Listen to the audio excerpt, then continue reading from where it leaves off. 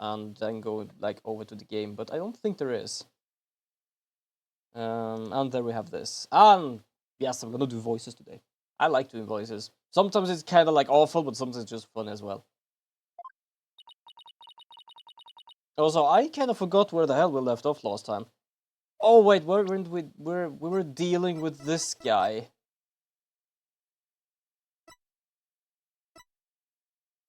I can definitely, well, her eyes kind of feel like she looks not old, but she doesn't look like she's 20 with her eyes. But I can definitely say she doesn't look like she's 34. 28, fair enough. He, 25, nah, he's just stupid. I don't really care. I don't know why, whenever I checked them, I was like, huh, I didn't even realize that. Fuck, what voice did I give you? Oh, bollocks, I completely forgot. I think hold on, I'm gonna try and remember. I think I gave him kind of like an annoying voice. That's right, I saw this note, so that's why I thought Shino was asleep. I want to change my testimony to include that statement. Alright, I'll run an update. Alright, we did, I was about to call it psychological horror on his ass. That's probably not a good term if you're gonna do psychology. Just your patient comes in, we're gonna have a psychology session. Yeah, it's time to do psychological horror. Excuse me? Oh, I said wrong. I called for him outside the room. But he didn't reply.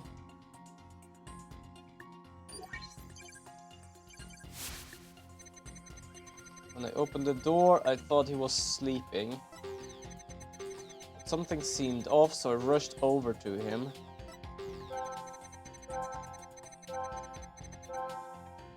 Why was he angry there?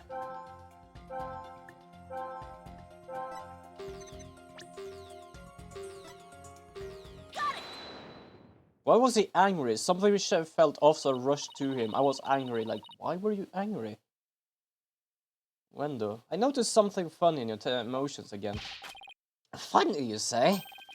I guess an entertainer of my caliber make people laugh, even with my emotions. I didn't mean that kind of funny. Quite the opposite, actually. When you entered the dressing room, I see that you suddenly felt anger. What I want to know is, what made you feel angry all of a sudden? What? Let's see. Oh, yeah. Now I remember.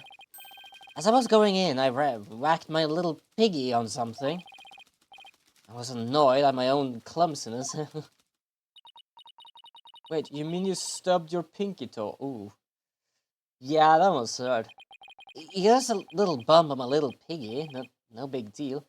Why do you sound so worried about what you stumble upon? It's embarrassing, really. It's more like he's hiding something. I better dig a bit deeper. No need to be embarrassed, Wendo. Oh! I thought Wendo, she said something. I forgot his name was Wendo. I thought she found something and just said Wendo as in a sense of, yippee, I found something. Or Eureka. No, his name was Wendo. And I'm afraid it's something we need to look into.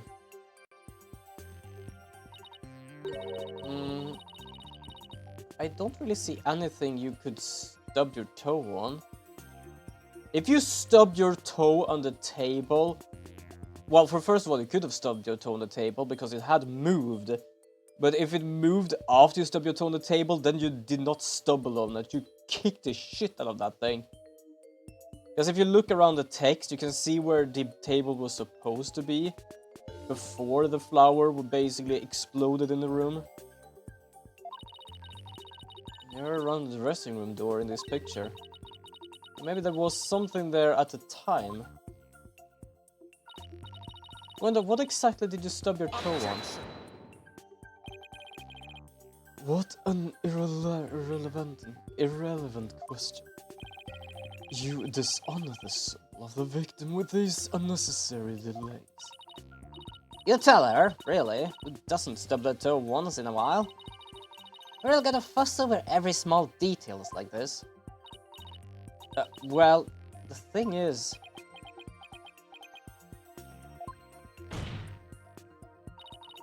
Even the most subtle of fluctuation in a person's psyche can clue us into the truth. That's why it's important to get to the bottom of the question. Plus, if I back down now, who knows what new insult Simon will hurl my way. I love he basically is like, I am your teacher, but I will mock the shit out of you if you do something wrong. Also, if you hear like my voice changing with like the voice, I don't know, volume. I'm trying to find something because I just realized I'm a lot in the red. It's a mantra, basically. It's like, I will talk shit with you. They'll talk shit about you. It could either be the table, it could be the box. I don't really know. Take that! That? Wonder, is this what you... Oh, fuck. I realized I had one life left, and I basically just decided to... take up the firearm and shoot towards nothing. Shoot towards the sky and absolutely hit nothing. I even missed the moon. Well, to be fair, the moon is big, but with all of how small it is from where you watch it, that means that the angles will be much... Well, not per se the angle will be much bigger, but the distance the angles cause with how far it is will basically be much longer, which means that yes, you could actually miss the moon. I don't know why that actually came up in my mind, but it did. And also, why did I save with only one try left? Well, of course it would have saved because it was basically under the stream, but still one try left. I completely forgot I had that. I didn't even see it up in the corner. I was like, oh yeah, I'm just gonna do this. I was, huh. Alright. Oh! I'm stupid. I saw that last time. It's a television. Okay, I'm gonna explain why it is the television. With the evidence we have. Wait, which scene are we at? Oh, yeah, as you can see. Do you see the little scraping in the flower? It goes up to the television. I think he stubbed his toe on the television. Because first of all, it is not plugged in. The fridge is plugged in. And he was probably the one that moved the table while moving the television because he stubbed his toe on it. Oh, okay, wait, hold on. This wasn't as hard. It was just me that forgot about my own thought. Please take a good look at the photo of the crime scene. Also, damn, how long ago was it we actually had those televisions? At least early 20s. When did he actually, like, exchange? Because I know I played a lot of NES when I was a kid, but... I don't know for how long I played NES. And especially like PlayStation 2. It was definitely earlier than 2011, I'm for sure, but 2005, something like that? I don't really remember. It's just me trying to remember, because I know we had PlayStation 2 with a light gun, but light gun only works on those kind of televisions because of how the colors works. It's just me trying to figure out, like, when did I play that game?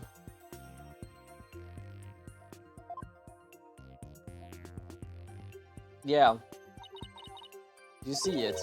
The long track that goes from the door all the way across the room.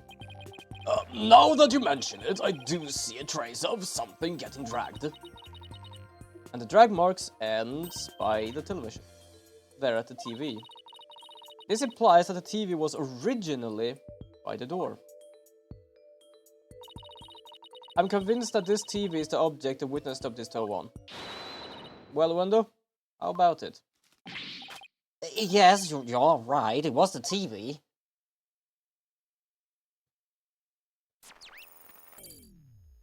Wait, you're still hiding something? Yeah, it dropped, but there's still 10% left. Yes, I stubbed my pinky toe on the television. But what of it? Why is it so important to you? So the noise went down, but it hasn't completely disappeared yet, which means he's still hiding something. Okay then, let's try this tactic instead. Wendo, why was the TV moved there? Shinsha must have moved it so he could watch my routine. But what a place to put it, right in the middle of the doorway like that. I didn't want to bump into it again, so I put it back where it belonged. Performance on stage can be viewed in the dressing room using that TV. Oh, that's right. It's closed circuit monitor that shows the stage.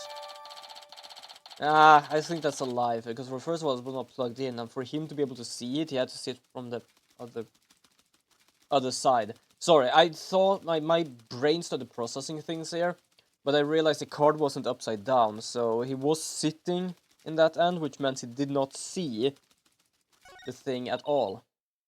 I see. Now what? I can't find anything else out of place. And I still haven't gotten the noise level down to 0 yet. Simon, I'm still getting noise here, but I don't see anything else fishy. This is precise why amateurs are such a bother. Sorry. The only time I like Simon in this game is when he actually struggles like dealing with a monk. I'm in no mood to play nursemaid here, but if that's what it takes to save the soba shop. Oi, Wendell. Here's a curiosity for you. This table must... I do love he talks about the table. We didn't notice the table that he had to move it to move that. This table master tonight is slumped over. Looks like it was moved. Did you happen to bump into it while you were moving the TV back? Oh my, yes, you're right. The TV hit the table and Shinsha's body moved with a jolt. That's when I first realized that Shinsha was dead. Oh, but how scared I was. I see. Thank you. We're finally getting more precise picture of how the body was discovered. But I wager you need to put the spurs to under just a trifle longer. Right. I can't keep asking Simon to bail me out like this. It's time for me to regain my footing and really stand my own. Wendo, what you said just now about discovering your master's death, could you please describe all of that again for the court in detail? Alright. Hold on. I got little sniffles. Making it feeling weird to actually like make some of the voices. But before you do, let me just plug in the latest information. Yes, for those of you here, I don't make voices for the main characters because goddamn. I have a certain rules here. Main character, sometimes the losing screen because good lord, and repeats, basically flashbacks or just things that are gonna be read over and over again. For example, this I've already been reading. I called to him from outside the room, but he didn't reply. When I opened the door, I thought he was sleeping. I tried to enter the dressing room, but stubbed my toe on the TV. When I put the TV back in its normal spot, I realized that Shinsha was dead. Seeming slumped over that cluttered table. The only thing I question here is this. He realized he was dead while he was moving the TV. The TV is moved all the way.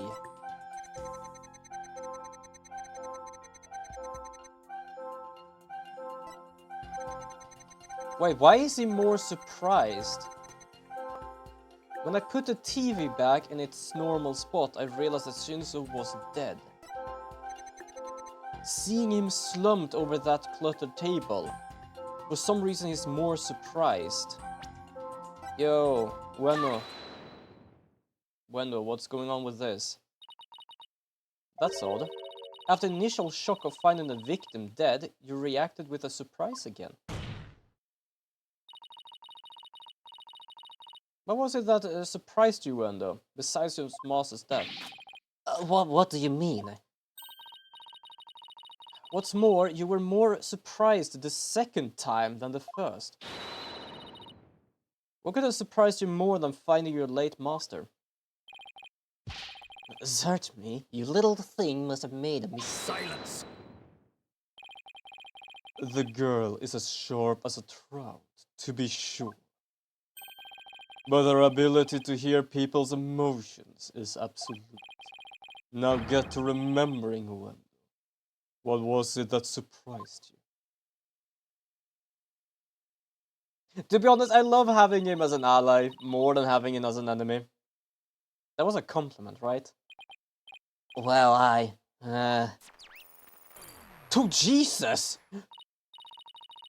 No, we pushed him too hard and now he's mentally all over the place. We went up to 100% again. He is mentally unstable like the people in The Thing. No joke! They can lose their mind there. I'm pretty certain it happened to two people because I went back to my teammates in that playthrough and I found something. It's gonna be at least 3 weeks until that video comes out, but damn. His emotions are completely out of control. Out of control. Care to explain how that's relevant? You know how normally listen for the hidden emotion in a witness voice, right? From there I look for inconsistencies between their testimonies and those emotions. But sometimes a person's feeling can run too high, making it hard to get proper readings. So that's how your Matrix program works. Fascinating. Technically both of them, they don't use the same thing, the same sort of knowledge, but both of them have actually studied psychology. I think both under her mother, or at least one of them under her mother, and the other one I just believe studied after the mother died. That's not a spoiler, it happened in the last game. I've played this game for at least half game now, so that was some time ago. Ordinarily, it's just one emotion that runs out of control, but it seems there's nothing ordinary about it this time. Aye. What's going on? Oh. Why are you so pissed? After my performance, I went to visit Shinjo. I called for him outside the room, but he didn't reply. When I opened the door, I thought he was sleeping. I tried to enter the dressing room, but stubbed my toe on the TV. When I put the TV back in its normal spot, I realized that Shinjo was dead. Yes, I know. It seemed slumped over all that cluttered table. Yeah, we couldn't do anything there. It was just the same, only that all the emotions were fucking haywire. I knew it. What's got your knickers is all in a bunch now. Wendo has multiple emotions running out of control at the same time. I've never seen anything like this ever. So, how does one bring a situation like this back under control? I have to find the root cause of this tangled mess before I can treat him.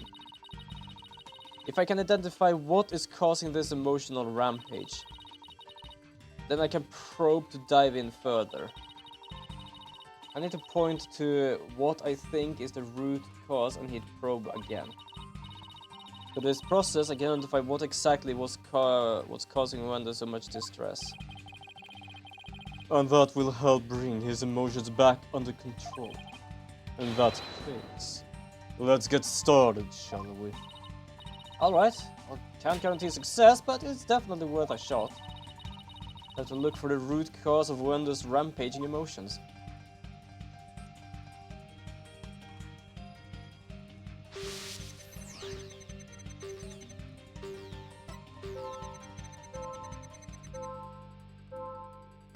Could it be the television?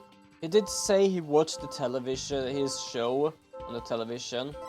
But technically the television was... Should I do... I'm gonna try the television. No, the music continues.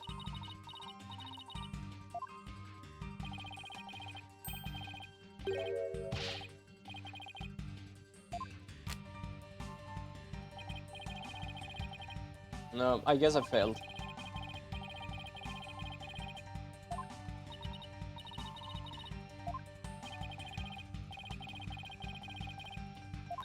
I tried to keep it simple.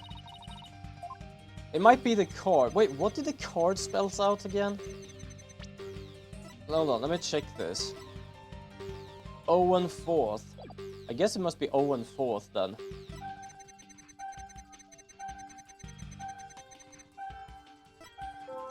Because basically started to lose things going on here. I think the cards. Yeah, there we go. I wanted to just try the television, because basically mentioned before, oh, he watched my show on the television. No, it was turned around the other way. He couldn't see shit, which meant he didn't care. I get it now. The cards were the root of it all. Don't try to deny it. You can't hide your feelings from me. The dying message that was left at the scene of the crime is what was causing your distress. And if the dying message was the cause of all those feelings, then that means that the phrase 0-4 must mean something to you. He lost a few questions again.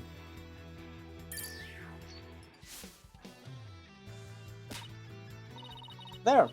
Noise level 0, finally. The dying message consists of 2 words, 0 and 4. But neither of these 2 words have anything to do with this witness.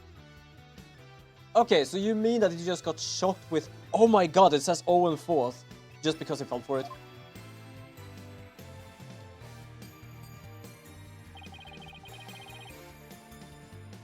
This topic you warrant no further argument. Sure, there may not seem to be any direct connection between Wendell and the message. Wait, hold on, let me see if I can find something. Is there anything? Invitation, eyewitness account.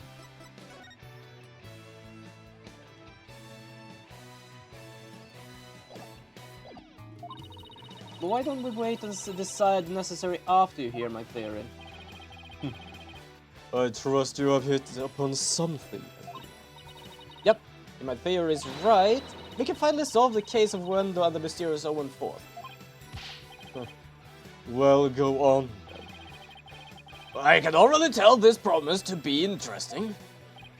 Now, please share your theory with the court, Miss Sykes. There was something puzzling me about Wendell's out-of-control emotion just now. Namely, that there were 3 distinct reactions present.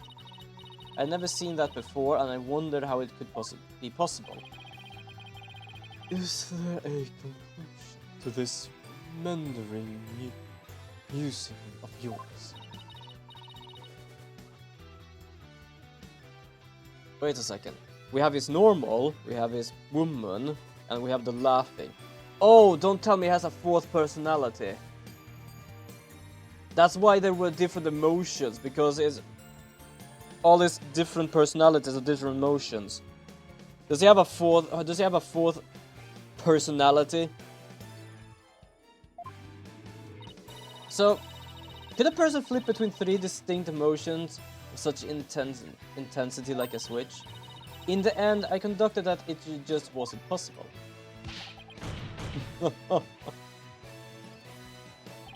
So that's it, is it? A bit unconventional, but I'll grant that it's possible with the realm of psychology.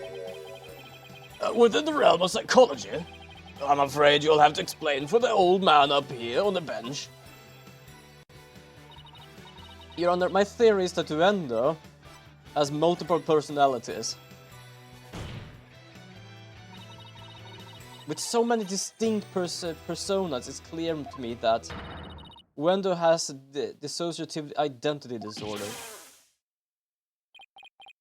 So whenever they popped up here, they weren't any sort of like play. They were his people. That's why, for example, when he said anger, sadness, happiness, they all switch between different. Your Honor, the defense would treat this trial as a child's jest. Multiple personality disorder. Preposterous proportion indeed. Would you not agree, witness? How did she know? How did you figure it out? Because you switched them like it was some sort of like fucking Nintendo controller. Oh. Can't believe it. I did it? I did it, Simon. I've read papers on it before, but to think I'd see it in a case... see a case of it myself. Blimey. Rakugo artists tell stories as different characters, but as different personalities. Hey, you, lawyer girl. You got a problem with us, huh? No, no problem at all. That is actually a very fascinating thing to do that, because it does say they are basically doing theater, but only one-man theater, and play different persons. But he basically have different persons within his minds, which means that he can basically be different persons without playing different persons. This is all very hard to believe. But now that we've established that a witness has multiple personalities, could each of them please introduce themselves to this court? Wendo Tunaido, I'm a Rakugo storyteller, as you know. Hello, everybody. Patchy is the friendliest jester here. Yeah, they actually have names.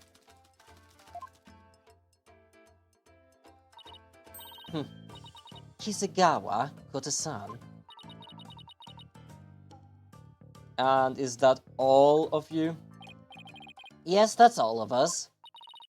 So there are 3 personalities in total, Wendo, Patches, and Kisegawa, huh? Well, Simon, what do you think now? That you're one lucky duck. Just be glad they were dense enough to help you out. Can't you just straight up say I did a great for change? You appear to be quite proud of yourself, but all you have done is infringe upon the privacy of the witness. I can disagree more, prosecutor. Now that we know there are 3 personalities, a new way for us to interpret the meaning of a certain piece of evidence has arisen. A new interpretation. Oh, now I'm very curious. What is this piece of evidence you're talking about, Miss Sykes? Knowing what we know about Wendo and his personalities, this now makes perfect sense. He has a 4th personality called Owen. I'm curious how Owen is. The Karuta cards. That's right, Your Honor. Recall the original dying message left at the scene? We didn't have clue as to what Owen 4th could possibly mean. But now with this new information about Wendo and his personalities, isn't it possible that Owen 4th actually means a certain 4th personality of Wendo's? A personality named Owen. What? Even we could figure it out when we start talking about other personalities, but the monk there is like, oh my god, how could I not see this? Because apparently you're blind as a bat. Wendo must have kept his dissociative identity disorder from...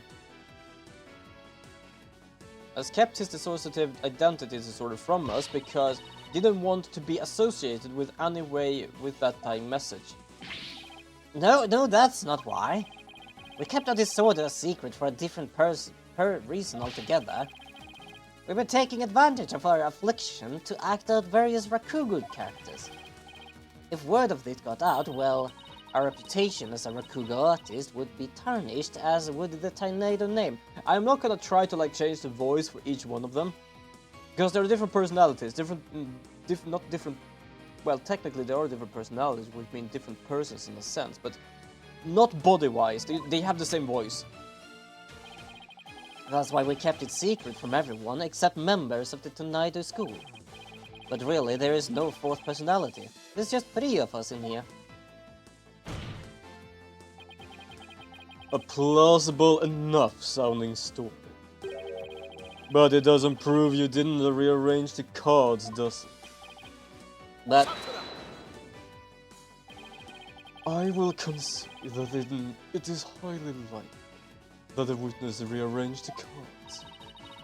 Is Prosecutor Sadman actually agreeing with us? However, is it not also possible that the accused killed Master tonight?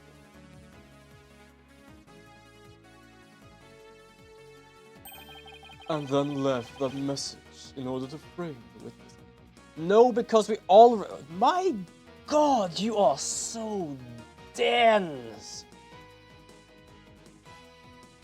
Like, this guy is as dense as ballistic gel. And I have never even... I've seen that shit. I've never tried it. We basically fixed now that apparently this was rearranged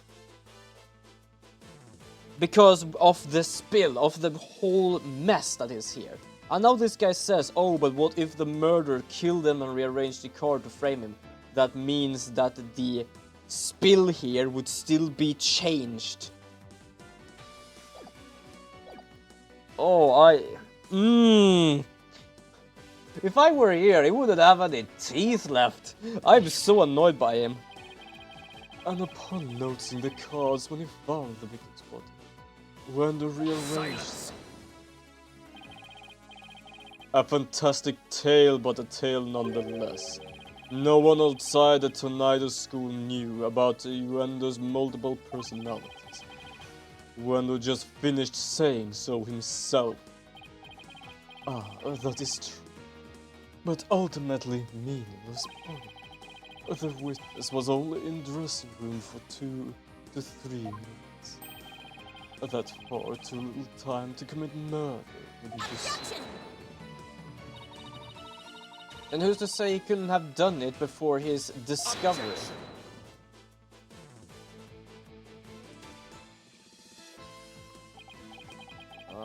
That spring chick memory. You are a bastard to even mention memory here. It would take you 3 years to finish a memory game, mate. And that's only with 8 pieces. And that just means 4 pairs.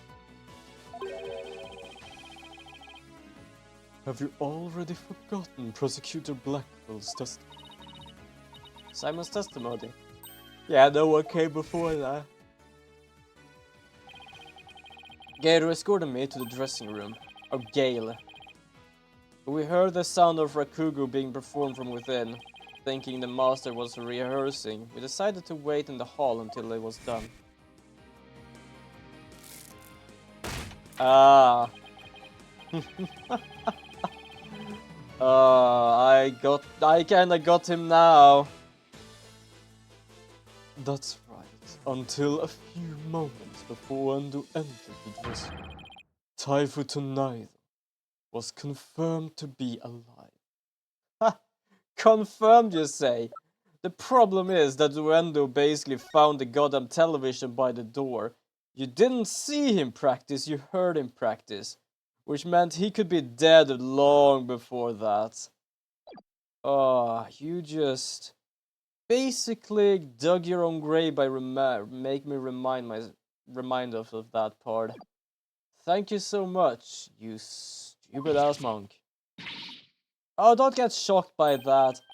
You already we already have the whole thing there. The television was close enough.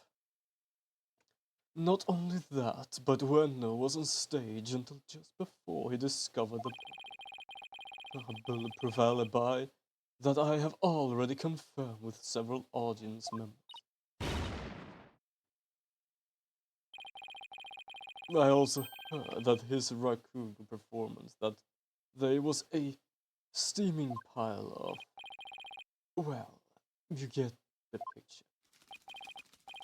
Yes, I'm afraid so. Really stunk up the stage, I did. And yet I have a perfect alibi. Indeed. Why not land the coup de grace on the defense by describing your alibi? Okie dokie, smoke it. Okay, I'm gonna check something here. Oh, yeah, he just dug his own grave there. Ah, wonderful. I don't know why. I feel like that is just kind of an evil laugh I have. Well, this is a small one. Also, tonight it was confirmed to be alive at 4 p.m. Bucky Wet entered the room. When I discovered the victim's body upon entering the room, Bucky left. Bucky came in the theater. Gero left. Does it say anything about practicing inside of the Simon statement? Oh, Simon's statement. Okay, I was on stage. Oh, I was on stage until just moments before I went into the dressing room. The entire audience was my witness. But my performance was a huge bust. Not a single soul laughed. I'll never be able to live down how terrible I bombed during that very important show. When was on the stage before he found the body, so he could not have committed the crime. It is time to let it all go the face and move on. Oh, you think so? Oh, trust me, I have you by the neck. Sort of. I'm close at least. The television was there. Why it was there? To make people believe he was practicing.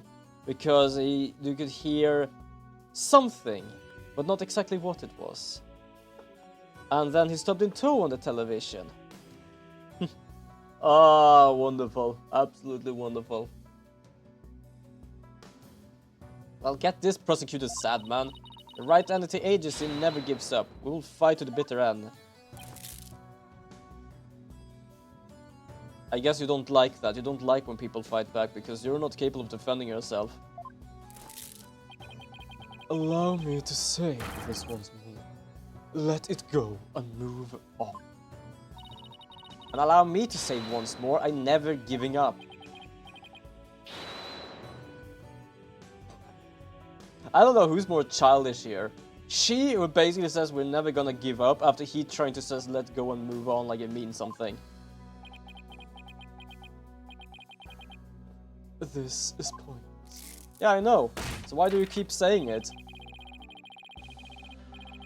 You should have taken advantage of this opportunity while you could, you foolish child. Actually, I'm pretty certain she's like 18 or something. Okay, yeah, to be honest, there is a bit of age difference. Not too much, but a bit. Your worthless convictions only serve to prolong the accused's suffering. If the word will not sway you, then perhaps pain will. And this is basically assault. Or something else. I know one had it on the forehead and one had it on his arm. She... have anything... She has it somewhere.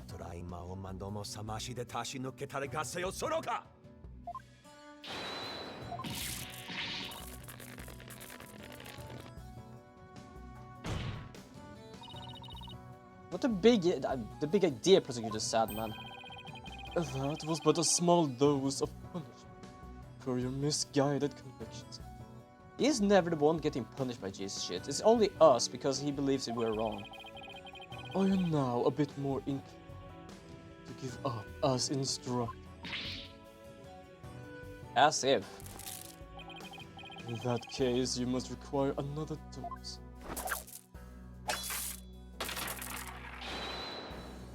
Not bloody likely. I don't give two flips about your beliefs. But if Sykes don't know where to submit to you here, I won't be able to eat a good soba anymore.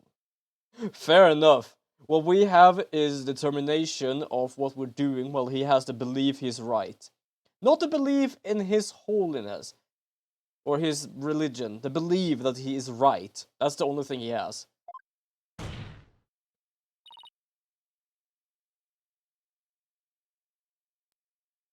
That's right. For Mr. Wheat's future, I prosecuted Blackwood's stomach. I will never give up. You will rue those words, defense. Of that, I can assure you. You're always so pissed when we're like trying to win here. You have, how many times I lost now? One, I think at least 2 or 3 times. And we are apparently the one that is supposed to let it go and move on. He really doesn't really have a like reality check here.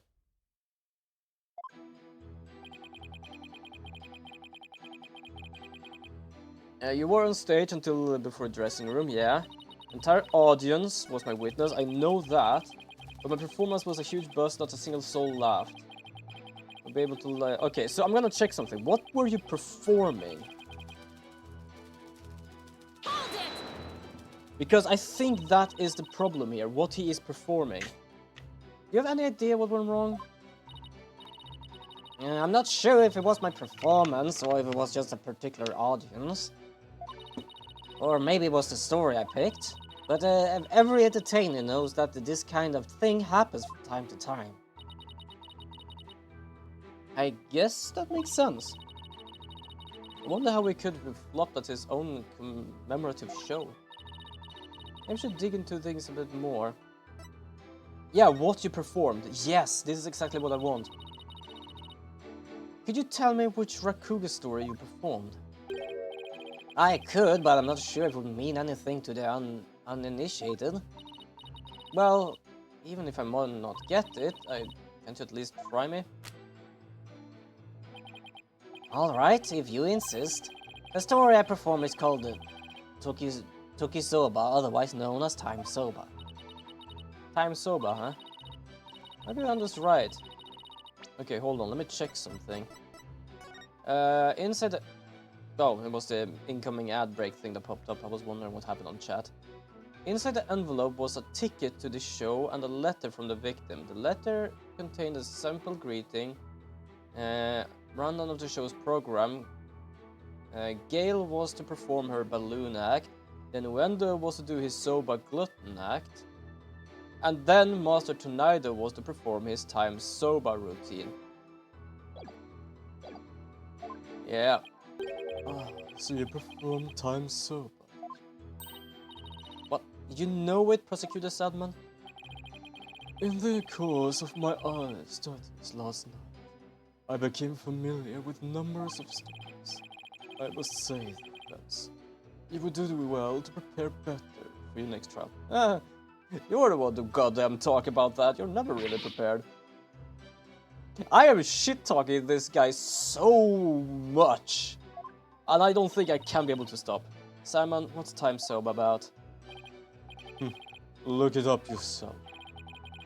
Allow me to give you an overview. The story takes place on a winter's night. A man orders a bowl of soba at a street stall. Okay, I'm gonna skip this. Wait, hold on. It is skipping it itself. I'm not pressing any button. Okay, I am not trying to even keep up with this.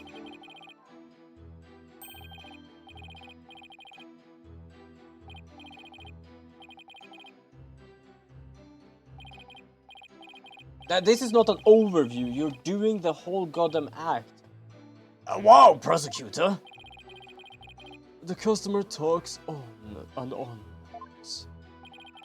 Finally, when he's done eating, he goes to pay for his soap. Okay, he's doing it automatically again. God damn you, you thingy-majiggy-liggy.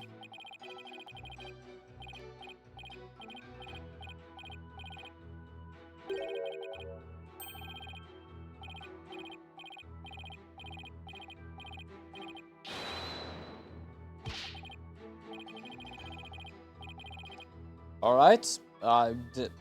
Is that actually a real one, or did he just make that up? I am so uncertain.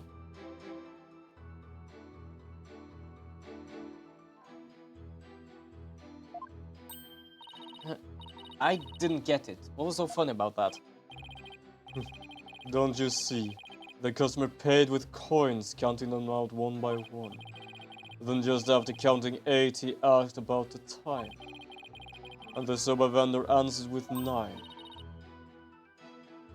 Oh, now I get it. When the vendor said 9 and then he continued counting from 10. Exactly.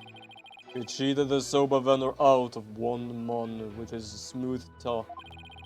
The story continues with another man who saw the whole thing and tries to do the same. But he bungles the trick and ends up paying more than 16 mon for his soap. The story ends on that as the punchline. You can look up the rest of the details yourself. Or, I'm sure Prosecutor Sad Monk over there would love to perform it for you after the court. The funny part is, I couldn't pronounce the goddamn monk's name, so I decided to call him Sad Man. And apparently Blackwiller had decided to call him the Sad Monk. It's interesting, to be honest, and we managed to more or less get this fix the same nickname. So basically it's a story about a man cheating on his soba bill. That's kind of petty, isn't it? It is really all you have to say about this classic story. Time soba is so much... Objection! Fine, so you studied a lot. But we haven't time for a lecture detour right now, Prosecutor Zadman. Oh, I want to hear a little more, but I suppose it is off topic. Getting back to the matter at hand, besides, the witness stated that the story I performed is called Tokisoba, otherwise known as Time Soba. Would you like to add a statement to his testimony? Yes. Have it added. Yes, Your Honor. I'd like to have it added. Because that's the thing. They thought he was practicing. They might not have recognized his voice, but they recognized his performance. But the problem is, this guy did the performance. Present. Kaboom! There we go. Wendo, isn't there something odd about the routine you performed? Odd? No, I don't think there's anything odd about it. But that's exactly what I find odd. The fact that you don't think it's odd. We are discussing the witness alibi at the moment. The show's program is completely irrelevant. Jesus. You say that, but have you checked the fucking thing? Objection! I'll think not. And that's where you're wrong, Prosecutor Sadman. The reason being, it contradicts the statement the witness just made. Wendo, you know what this is? No, what is it? This is an invitation to the show sent from Master Tornado to Prosecutor Blackwell. Included in the invitation is a rundown of the show's program, which clearly states that Time Soba was to be performed by Master Tornado himself. Yeah, and you said it was irrelevant? Wendo, why did you perform the routine your master was scheduled to do? Well, you see, the reason for that is... how do I say this? You see, let's say it was a prank. That's right, it was just a little joke, you see. I was trying to surprise Shishu by performing his routine before he did. I don't know if I buy that. Was doing the victim's routine really just for laugh, or... Hey, didn't someone say... happened to hear Time Soba coming from the dressing room during Wendy's performance on stage? It seems like too much of a coincidence. Yeah, I know exactly. What's the matter? You look like a hen with a dozen eggs to lay. Stop comparing me to birds! Fair enough. Then case this bird-brained timidity. If something has occurred to you, then lay it out for us already. Don't breathe resentment in those watching your performance. Okay, okay. I don't have a ton of confidence in this theory, but here it goes. It looks like Wendo's alibi checks out, Your Honor, but even though he was on stage at the time, he may have been trying to obfuscate a crucial detail about this case. Are you referring to the soba bill the man tried to skimp on the witness testimony?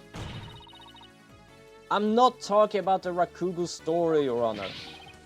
Oh, I'm sorry, but then what are you talking about, Miss Sykes? What Wendo may have been trying to deceive us about was the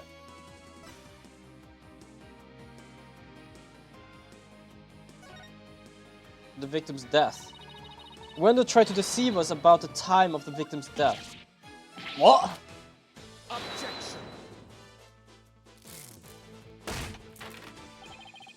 What gibberish? Prosecutor Blackwell even tested the time of the victim's death. I know, but he only testified that way because he and Gail had been completely taken in. You mean by the soba bill thing? Would you please forget about the story for a second, Your Honor? I was deceived. Pray tell, how did Wendo manage to deceive two people while he was performing on stage? That's easy. All he had to do was use a certain prop in the dressing room. Oh, what I might that be? The television. Again. This TV was used to view what was happening on stage. Prosecutor Blackwell, when you came to the dressing room, what was Wendo doing? He was performing time soba. Blast, could it be? Yes, it could, and it was. What you and Gail heard was not Master Tonaido practicing his routine. It was Wendo's performance as heard through this TV monitor's speakers. Yeah, now the monks start to understand. With the TV just inside the inner door of the dressing room, it could easily be heard from the hallway outside. And because we knew that Master Tonaido was scheduled to perform time soba, we were easily manipulated into thinking he was still alive at the time, rehearsing. Yes, your knowledge of the day's program is why the two of you could be fooled this way.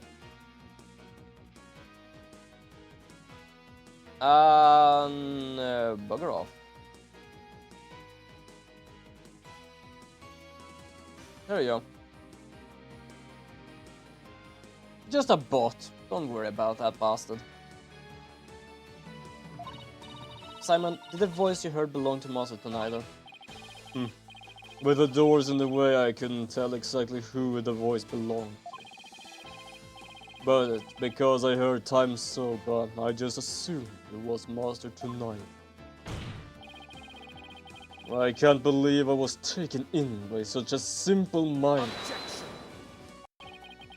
All of the mere conjecture. Where is your proof? Objection.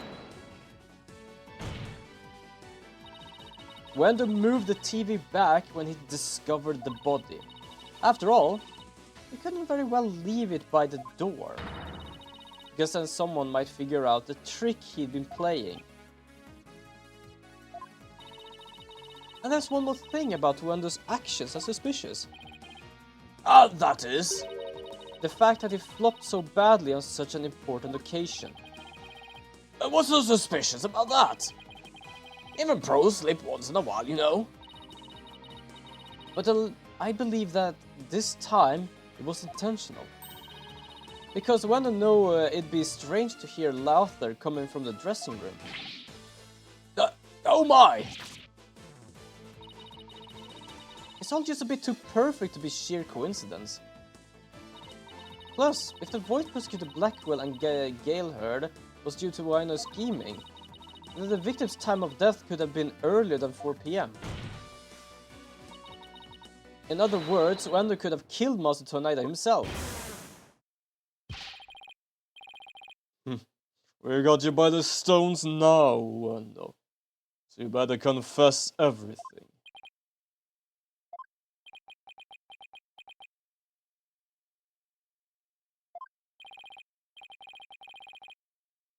Well, witness, what do you have to say for yourself? We demand an explanation.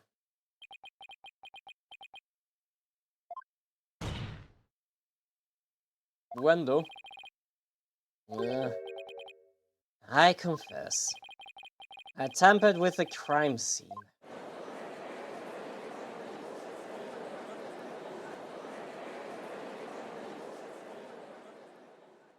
Fair enough.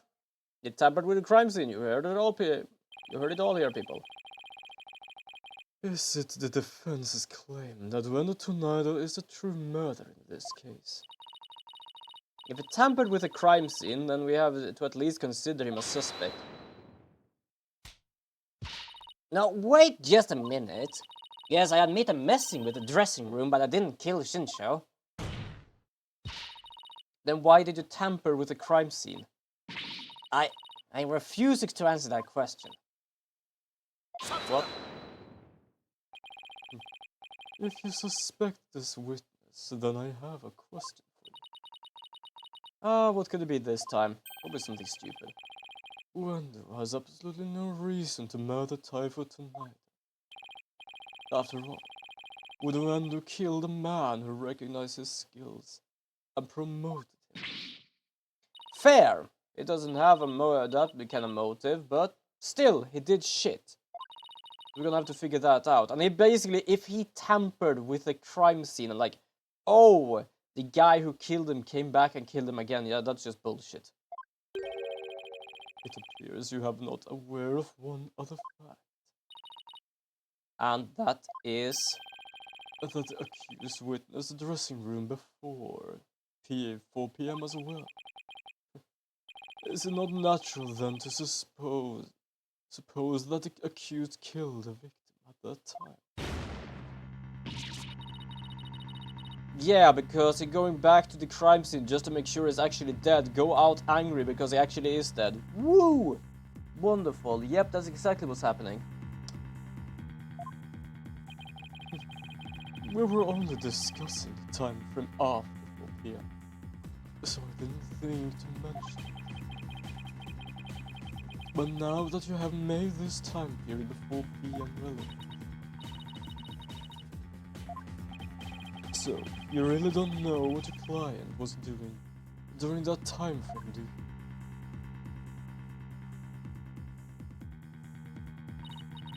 Well, it was already sudden and...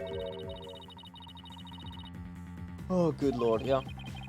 Don't you give me that look. And just so you know, Bucky never told me he had visited the master before 4 p.m. as well. This sort of thing is exactly why that prosecutor keeps calling us unprepared. The defense will stop scrabbling this instant. Sorry, Your Honor. Prosecutor Sandman, please continue. Thank you. Oh, thank you, Your Honor.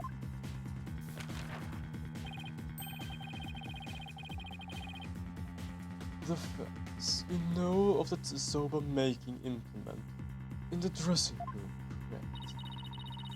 Let's talk about the equipment of making soba noodles.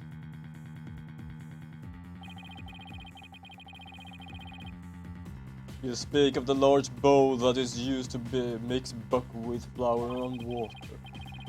The long rolling pin and special knife that is used to cut the dough into noodles.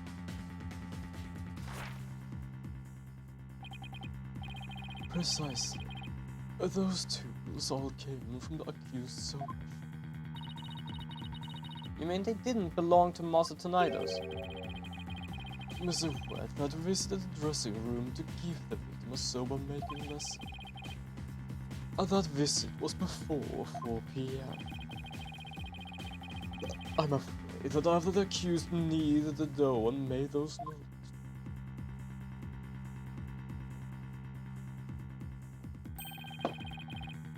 He committed the act of murder. But wait, that doesn't add up. If Mr. Weath killed the victim before PM, why would he return to that room at a later time?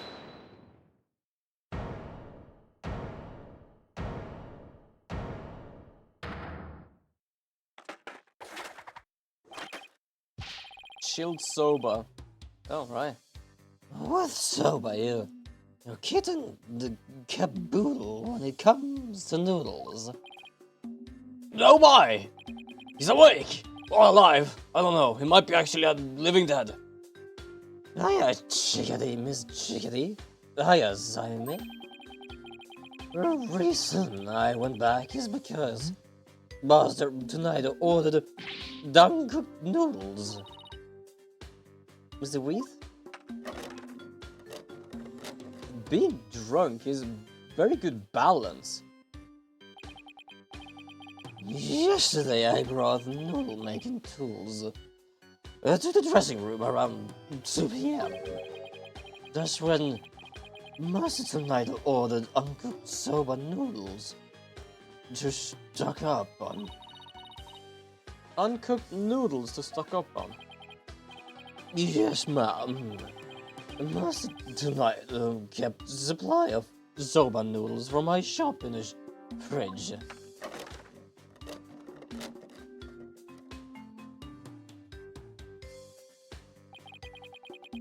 He only had one serving left, so I went back to my shop to get some more. One serving of noodle in the fridge, but I thought the fridge was practically empty. Anyway, wait, actually. Is it not important? It might be important. Actually, where the hell is the noodles? You ran into me and Gale when you came back to deliver the uncooked soba, correct? That's right, Simon. I made time out of my busy day to deliver him the noodle. That Janawar. He ignored me when I called to him from the inner doorway. He just kept mumbling Rakura lines for ages. So I got mad and went back to my soda shop. So that's why you got mad. What he's saying is true, then there's no way he could have been the murderer. I swear I'm telling. Byleaf, quick, get this man to the infirmary, and please find a bucket for him as well.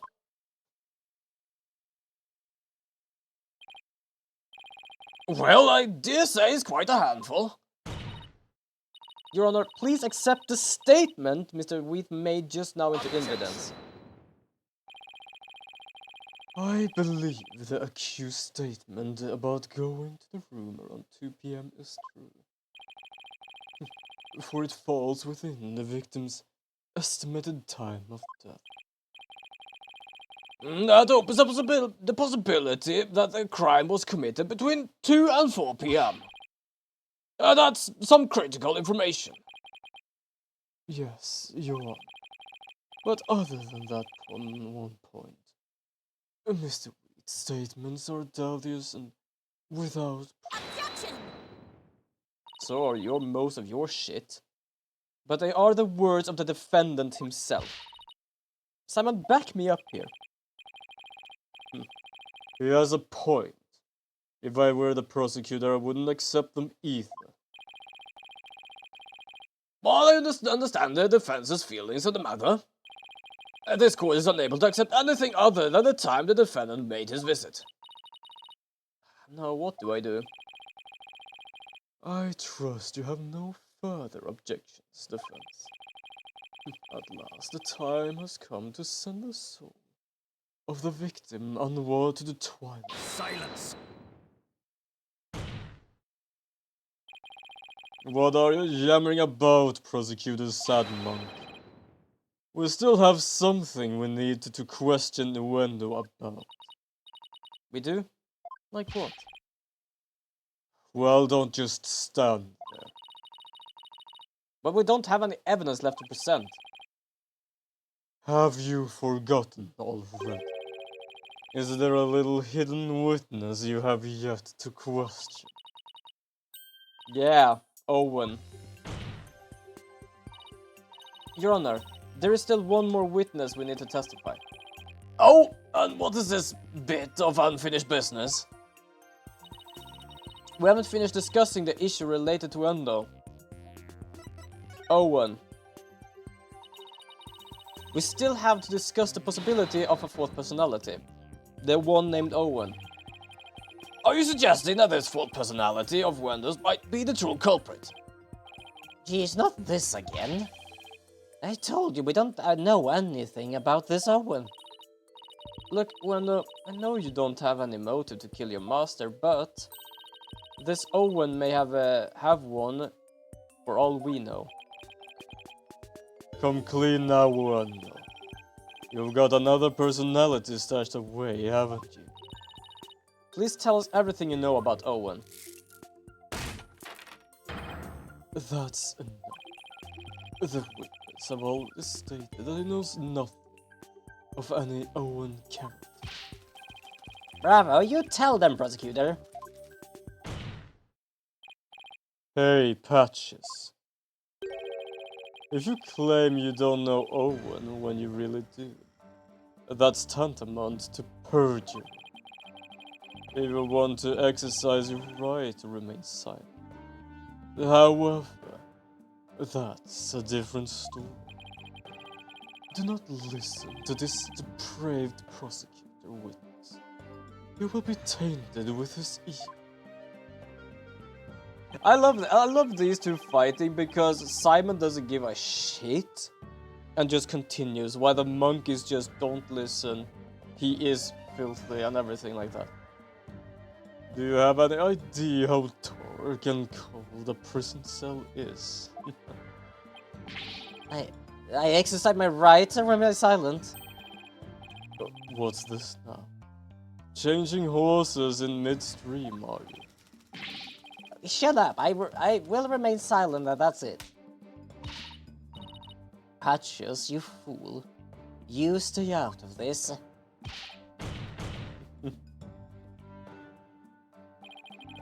Patches is not the brightest bulb in that box you call a noggin, is he? The fact is he switched from I don't know any Owen to I will remain silent is proof that he does know about Owen.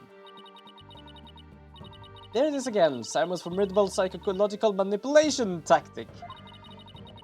I'm sure glad he's on my side today, yeah, absolutely. But I think he must have a lot of fun, because they're basically manipulating 3 people while just dealing with 1. Objection. He must have a field trip today. You dirty, despicable, depraved prosecutor. You were leading the witness. There is no need for you to submit yourself to the defendant's question. Your Honor, Uendo is definitely hiding something. Please allow me to question this witness about the existence of Owen. I suppose only this witness can confirm or deny the existence of Owen for us. Very well, I will allow the defense to proceed. It's actually kind of true, like, we cannot just say it doesn't exist. There is no proof of it. The only person who knows about it is Uendo. We need to at least question him about it. What, sad now that you actually was silenced?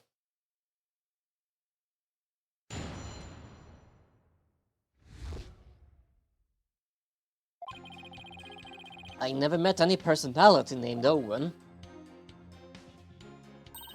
And Patches just was blurring out nonsense in a panic. We're always aware, so we definitely notice if a personality like that showed up. How dare you treat me like a criminal based on a mere conjecture? I think we need to press something. Oh, how am I supposed to deal with the testimony of 3 personalities? Unless you can prove the existence of Owen here. It's all over. You best screw your courage to the sticking sticking place and attack the testimony head on. Alright, I will. Just stop piling the pressure on me. I have to draw out some info. Anything to drag Owen out in the open.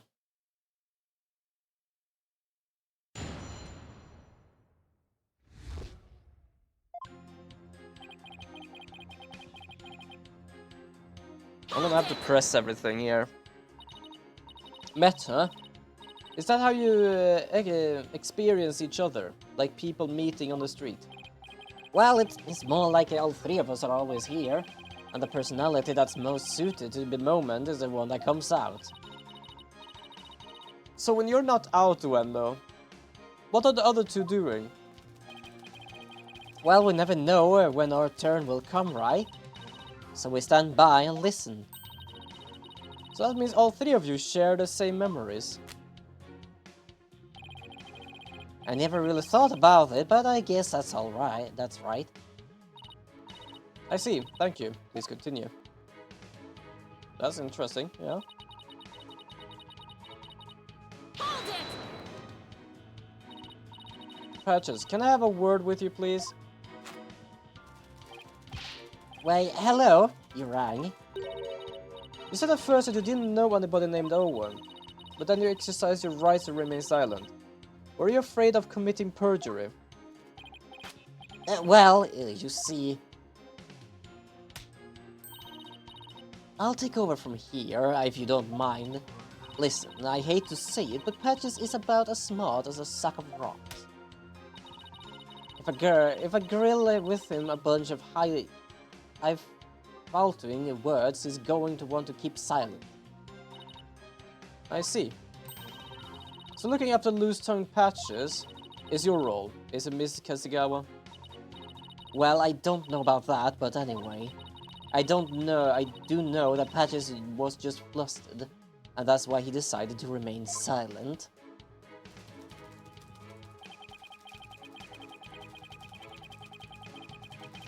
Hold it! But what if for some reason you three were unconscious at the time of the incident? If the three of you weren't alert and aware, what would happen? What would happen? I'm not sure what you mean. I mean, you three share the same memories, right? What if Owen is different? What if he has memories separated from yours? Maybe Owen emerges when the three of you are unaware or unconscious. Objection! Instead of speaking as if this fourth personality is a foregone conclusion, I suggest you prove his existence first. Well, we've already seen three personalities, a fourth wouldn't be a stretch.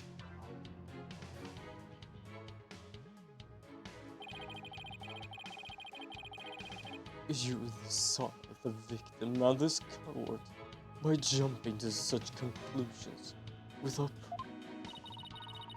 Have you ever heard of the old saying, Prosecutor Sandman? What happens twice will happen thrice. If you see one, there's likely 30 in your home. I'm basing my theory on such premises. Comparing us to cockroaches? Do we bug you that much, girlie? But how do you intend to prove it? How will you prove that all three personalities became unconscious, as you say? Unless you can do that, all this talk is mere empty speculations.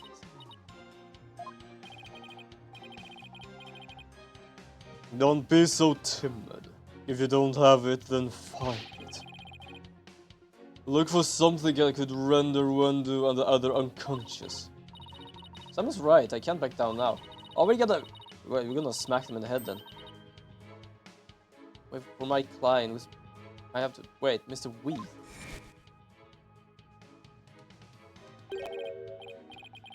Let me rest. If I were a lump of regular flour dough... But if I'm fresh, like my soba, you don't let soba dough rot. The three freshes. Grind the buckwheat seed fresh, cut the dough fresh, and boil the noodles fresh. And he passed out. We're gonna make this guy pass out. Mr. Weath, falling unconscious. Wait a minute. I think I got it. Miss Sykes? Do you have proof to back up your theory? Yes, Your Honor, I do. The proof is right here in this crime photo. It is? In that case, please point out your supposed theory.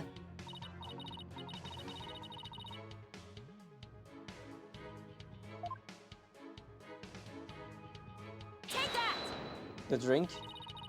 This is probably what made Wendell lose consciousness. Ah, yes, the sake. And it's not just a master tonight to pick the fine brand like camel. Sake? Oh, you mean rice wine? Oh, please, don't call it rice wine. That's so unsophisticated and not even wine. Silly girl. I must agree. You need to become more cultured, I think. Tomato. It's made of rice and people get drunk from drinking it, right? Or do you want me to call it rice beer instead? It's called sake. End of story. Fine, sake it is then. I recall Mr. Tonida would often have a drink or two before performing. He said it made him more eloquent. Drink too much of the stuff can make one lose consciousness, though, of course. And look, there are 2 glasses on the table. Wendell, I believe your master offered you some sake. And then you must have drank too much and passed out. That's when your 4th personality, Owen, emerged.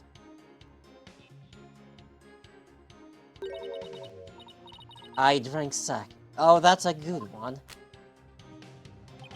We have really sweet tooth, you see, so yes, we did accept a sugary red bean bun. But since we really dislike sake, we said no, the thank you to that. Yeah, there's one issue with this. It was a red bean. What is actually red bean buns? Hold on. I might be sound like a moron if I actually try to say this without actually checking. Red bean bun. What is actually in red bean buns?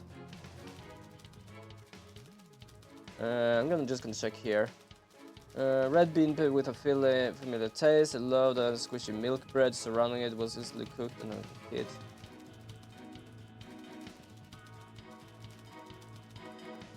Because that's the thing, I don't know what it fully like have in them, but it is from the same brand as the sake, so it might actually be alcoholic.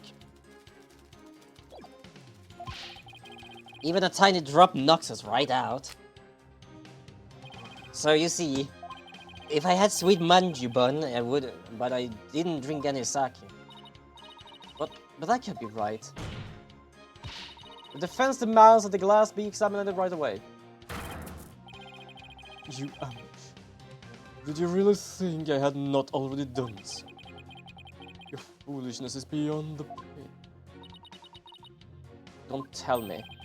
There was no trace of the witness having touched either of the glasses naturally. Yeah, but he had one red bean bun, which, by the way, is only half eaten. Why? Because I think it actually has alcoholic in it. Right, of course. Miss Sykes, would you like the witness statement to add to this testimony? Yes, please, Your Honor. Very well.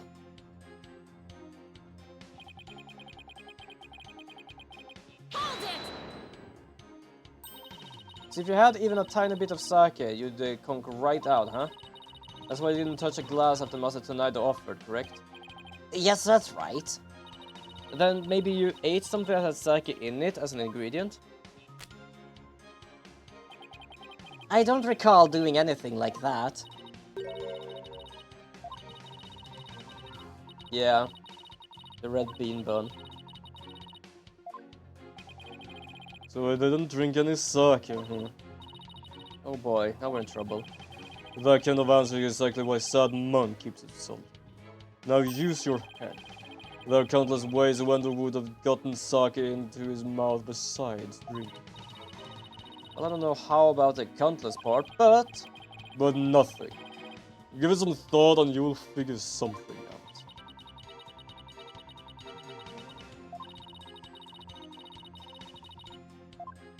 Yeah, we already know. The question is what sort of evidence I'm supposed to use here.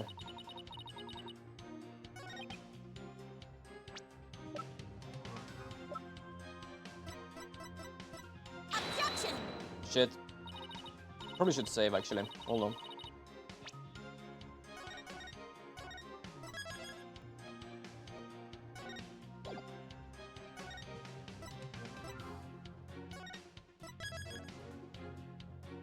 Oh, it's called Windows Mood Matrix. That's a weird ass name.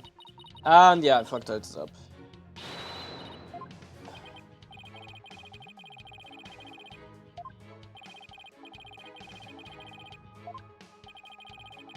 Ah. Yes, come to the point. I lost. I know.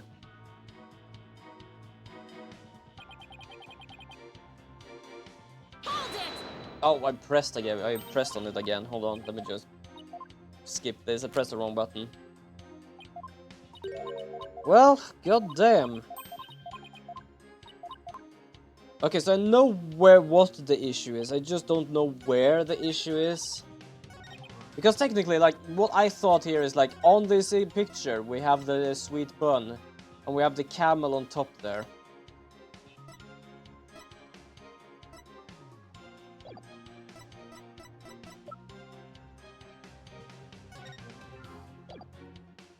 Objection!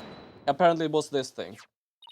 Kinda thought that, like, it was either the picture or this thing, because this has camel on it. This shows what most likely made Wendell lose consciousness. That note. Are you feeling lightheaded, child? Or perhaps a bit peckish? I'm not hungry and my head feels just fine, thank you very much. Look at the paper this note is written on. Isn't there something familiar about it? What exactly is your point? This faint sign here reminds me of the paper from... Yep, the piece of wrapping on the box of manju buns by the victim on the floor. Wendell, you may not have drunk any sake, but you did eat a sweet bean bun, right? Well, yes, that's right. I don't know if you're aware of it or not, Wendell, but I believe the manju you ate caused you to fall unconscious. The bean bun? But how? Because those bean buns contained a secret ingredient. A very punchy secret ingredient at that. A punchy secret ingredient? Yes. The design of the wrapping paper matches that of something else in the room. It does? Yeah, the camel. Which means they were basically infused with sake, which meant a single drop and it falls unconscious. And that's when Owen comes out. The camel pattern, it's the same as the one from Camel brand sake. Yes. So, just as Wendell said, he didn't drink any sake per se. But he did eat some. Impossible. Wendell had a Camel brand red bean bun, which boasts a nice shot of sake as one of its ingredients. So, the defense is claiming that Wendell passed out after consuming a Camel sweet bun, which allowed a fourth personality named Owen to emerge. Is that correct? Yes, Your Honor. That's exactly what I'm claiming. But there is one thing that bothers me. When the alcoholic content of the bean bun evaporate as they are steamed. In order to give them a stronger flavor, some manju are specially made to retain as much of their alcoholic content as possible. What kind of lightweight do you think I am? Even if I wouldn't pass out from eating a simple manju. Then how about we test that theory? What do you say, Your Honor? seeing is believing, as they say. Very well, I will allow a test. Fair enough, actually. Because it's as we say, the fourth personality comes out when they are unconscious. And if he basically is passing out by even eating half of a red bean bun, there is actually a fourth one. That means we have everything correct. Simon, go and get us some camel manju on the double. And don't forget to get me one too, okay? Why must I... Oh, while you're at it, Prosecutor Blackwell, you will get one for me as well. I am not the courthouse stable boy, you know. But you can always say, but justice once. I like a quiz. A quiz. Taka, I'm counting on you. Peck on the other guy. And all of you had better pay me back. Oh, but I thought it would be your treat, Prosecutor Blackwell. What a shame. And now then, let's adjourn until the manju arrive by Carrier Hawk. Court will reconvene. Hold on.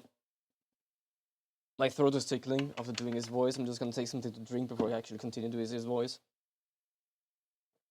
Court will reconvene as soon as Taka returns.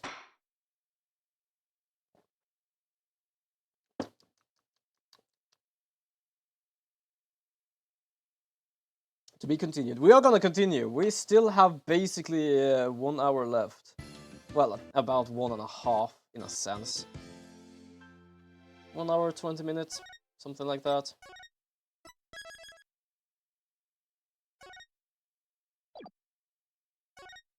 So now we are on chapter the 4th one.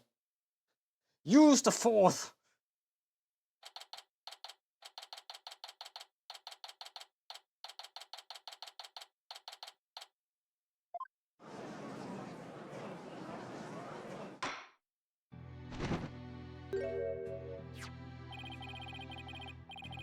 Oh, now that the sweet puns has arrived, this court is back in session. Go on, Randu. Eat up.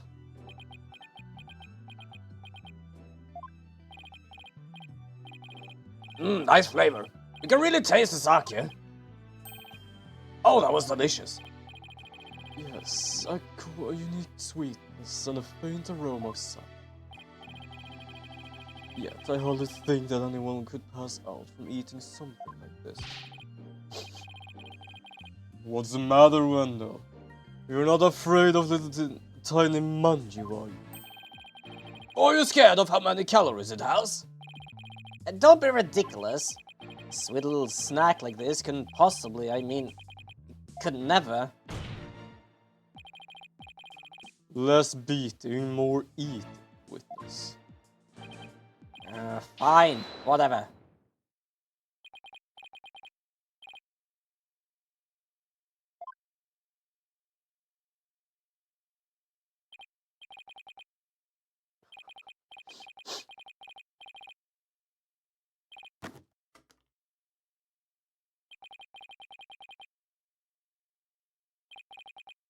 Well, I'm just gonna do a snip.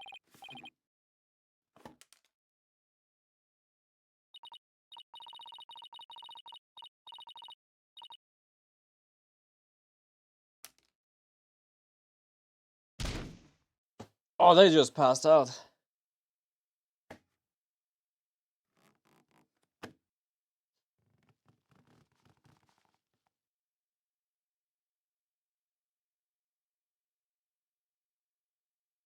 Hi, Owen. Owen looks so goddamn timid, or is it that just me? It looks like it works. Oh my! Witness, please tell the court your name and occupation. Oh.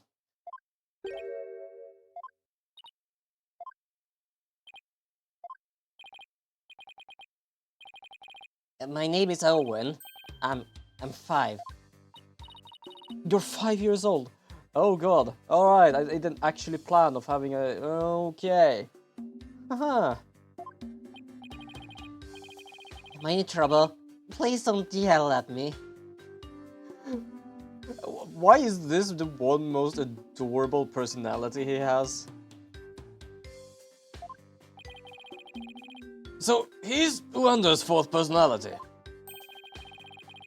I hardly think a child like him could have a motive to murder the victim. Should we talk about this, about someone that is 5 years old? And even if he had a motive, he'd have actually committed the murder. That's a very good point. Owen does appear to be very timid and weak. It seems the defense was hoping this hidden personality could be the real killer. But now he is standing here before us. It is clear that none of the Wendo's personalities can be the killer.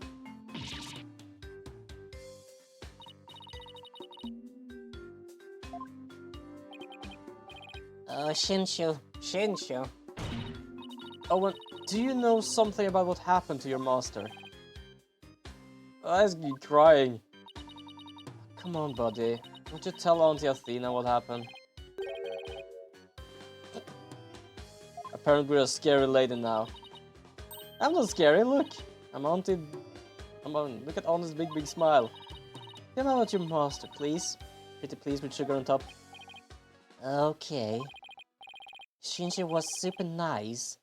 He always played with me. Just like a real grandpa. I loved Shinshu. Athena, do you sense anything behind his words? I sense his sadness. Sadness so pure it's heart-rending.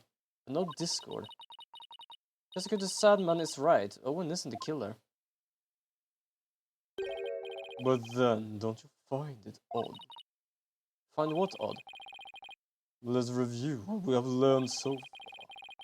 Wendo rearranged the character cards to pin the blame on Bucky. Well, that's because the original message implicated Owen. But Owen is only 5 years old and absolutely adores Master Tornado.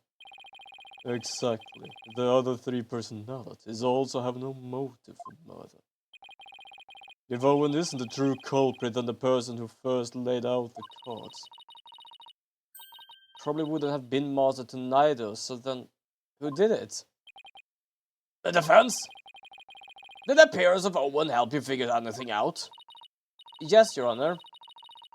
I now know who it was that first laid out the character cards. I thought it was the victim. Right? No, Your Honor. I don't believe it was. The one who first rearranged the cards on the table was none other than the true killer. I believe the person who laid out the cards is the very person who killed Typhoon Tornado.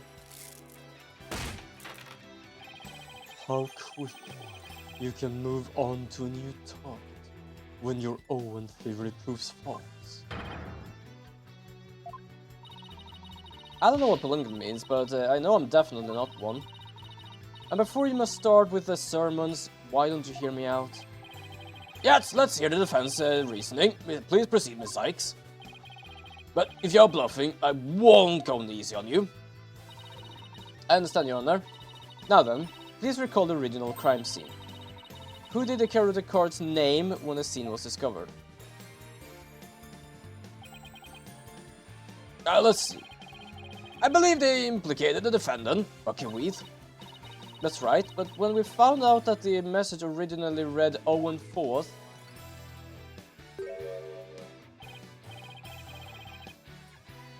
which implicated a young boy, Owen. Exactly. And the person who rearranged the cards was undoubtedly Wendo. Wendo may have kept silent, but he can be sure he already knew his master was dead. His tampering with the crime scene using the TV all but proves it.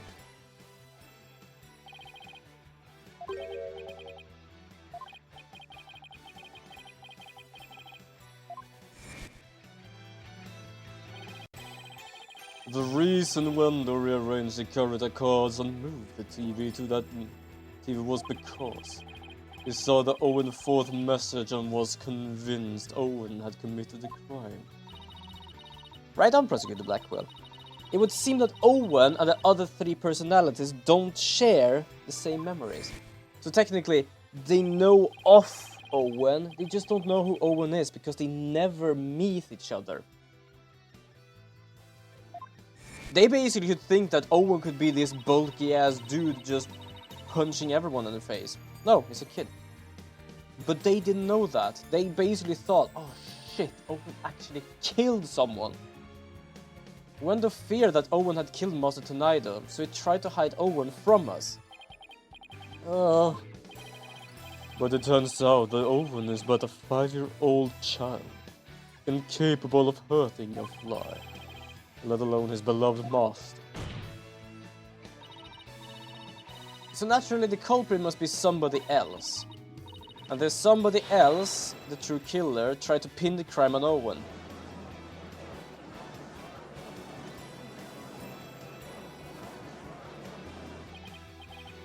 Did they not say that the only ones that knows about the personalities is a school of Tornado? There's only 3 people there. Well, I see. That does make sense. You're objecting to the judge. This is not but conjecture, composed half-truth and fantasy.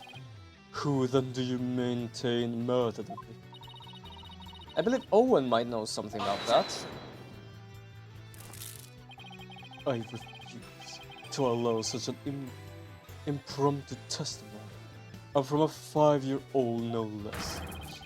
Such a young child is incapable of producing anything coherent. Objection! Are you 5 years old then? But your desperation is disgraceful. I saw it. I saw Shinshu getting... Owen? You do know something, don't you? Yeah. Oh my, is this true? If so, when we must have Owens testify immediately. Don't you agree, Prosecutor Sadman? It's not like he can basically tell a kid to just shut the fuck up.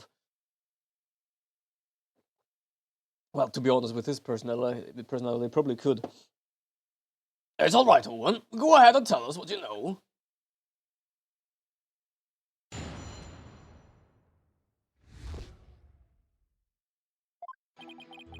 Shinshu was standing with a knife in his hand. Blood was dripping onto Shinshu's face, getting it all red. I couldn't move at all. I was scared. I passed out. Huh? This is eyewitness testimony from the moment of the murder. Owen, can you tell us anything else about what you saw? Oh, I was so scared. I was so scared. His emotions are spiraling out of control. Something must have really frightened him. Is he alright? His emotions are running wild because he's trying to recall something frightening to him. I recommend a therapy session right away. Oh, I see. Yes. Please do whatever you can to help the poor boy. Well, we have another therapy session this session. Wonderful.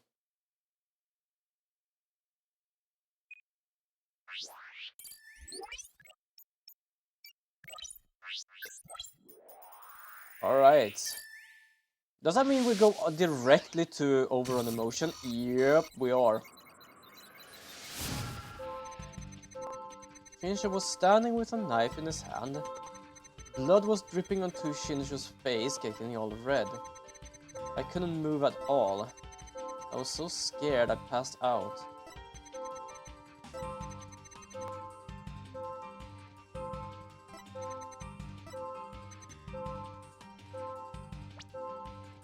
It must be the blood then. The blood is basically freaking him out, but he didn't die of blood. Yeah, blood dripping down onto Shinshu's face. Blood? I don't remember seeing any blood on the crime scene photo. Besides, if the victim was standing upright, how could the blood drip down onto his face? As I expected, all we managed to obtain from this child is a tale he dreamt up. I guess a little weird for blood dripping onto the victim's face if he was standing up. Unless it dripped down from the ceiling or something. What do you think, Simon? I don't know. Owen's one confused and upset kid right now. So who knows how accurate his memory is? Maybe it's time for that thing instead. Eh, what thing?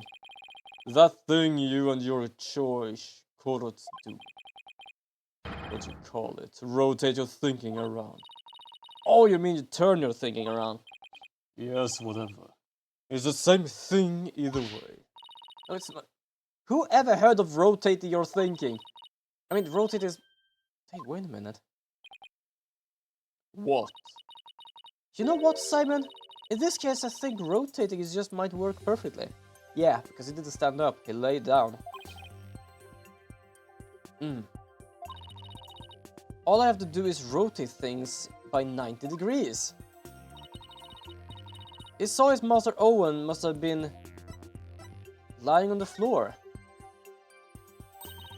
Owen must be lying on the floor when he witnessed his master's murder. What? That's the conclusion I arrived to when I rotated my thinking by 90 degrees. Which means that all the visual in my matrix were off by 90 degrees. And I have no idea what you're talking about.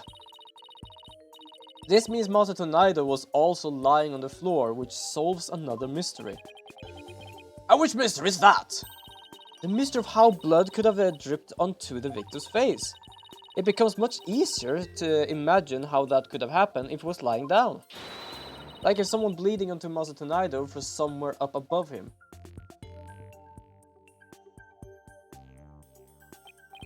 I remember now. Somebody was sitting up on top of him. Tornado. So trying to recall his master's bloody killer is what spooked Owen originally. The blood that stained the victim's face red came from the person sitting on top of him. The victim was holding a knife, so likely nicked his attacker as he was fighting back. This means his assailant is injured on their face somewhere. Like the forehead, perhaps. Assuming the victim and his attacker were face to face, then yes. I see. That is what happened. But if I recall correctly, the accused has a fresh bandage on his forehead, does it not? I was actually going to comment thinking that before, that he had a bruise on his forehead, and I do wonder where he got it from. Oh, fuck. Anyone else we cannot see the forehead of? I'm gonna check actually, hold on. Let's check. Well, technically we can't see the forehead of her either. That injury of Mr. Weeds is conclusive evidence that he committed this murder.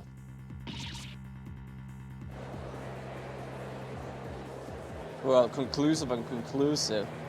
It depends on what sort of thing it is. If it is a bump thing, then it's like, yes. He basically bumped a dagger on his forehead. It seems you have dug yourself, so you cannot crawl out. No, you were the one that trying to dig a pit for us, and apparently you didn't realize you're digging it for yourself. All I did was raise further suspicion against my own client. What do I do now? What's the matter? Aren't you thinking of throwing in the towel, are you? But it looks so bad for Bucky. I mean, he had both motive and opportunity. Plus he had that injury on his forehead. Your Honor, I sense the defense is finally ready to let it go and move on. Well, Miss Sykes, I understand you don't want to give up on your client. But I won't allow you to prolong this trial without a good reason.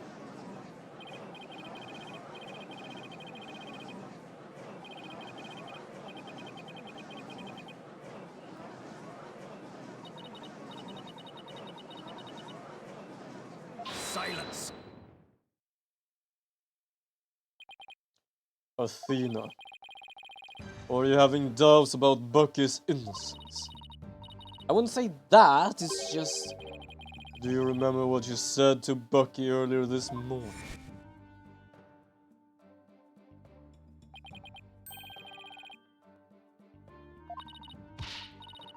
Of course, no matter what, I believe in you to the very end. True, we did say that. Were those just empty words? Of course not, it's just that all the cards are stacked up against us. Or are you still stuck on that line of thinking? I love how he just grabbed her by the goddamn neck. Just pull her closer. Motive, opportunity, and injury to his forehead. Is that all that it takes to make you stop believing in your client? Tell me again, who are you to Buck? I'm his Miss Chickadee, lawyer. Then do your duty and believe in him until the very end. I will. Samuel's absolutely right. I'm Bucky's lawyer and he's depending on me. I completely forgot he actually did this, but I fucking love how he just grabs onto her. Defense team, please no fighting in my courtroom. The defense is ready to resume, Your Honor. Prosecutor Blackie was just giving me a pep talk, that's all. A pep talk by the neck. I didn't do it for your sake. I did it for the future of With Soap. Yeah, I got it. The defense would like to now continue with Owen's therapy session. Owen, would you be alright with that? Okay. So somebody was sitting on top of Shincho, bleeding from his forehead. Was smooshing something onto Shincho's face. That's funny. What is? I still hear discord in Owen's voice. I don't sense any inconsistencies between his statements and his emotions. And there don't seem to be any contradictions in his testimonies itself either. So that's it. Did you figure something out? Your alibis, your ability to sense emotions is making you focus too much on his feelings, Akira. But there's actually something he's being very vague about in his testimony. If you can clarify what he's feeling uncertain about with some evidence, we should be able to move forward from there. Okay, that makes sense. I'll give it a try. I just updated the moon matrix and get new information. So just need to present evidence on what Owen being vague about. He's being vague about what he smooshed on his face.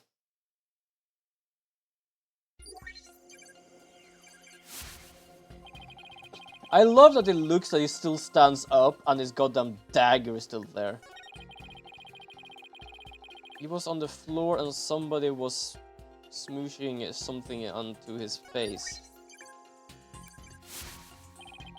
I couldn't move at all, I was so scared I passed out. What did he smoosh on his face?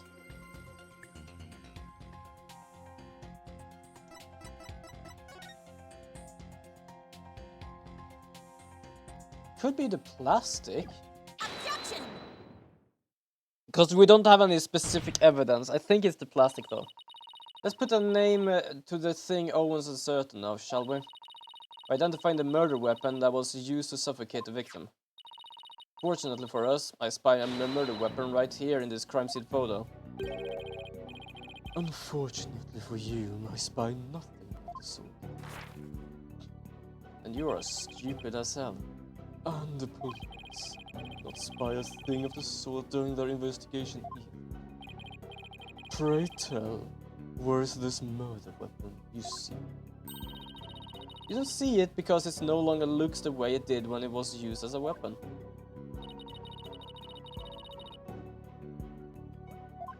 Wait, it's on here? Oh, fuck.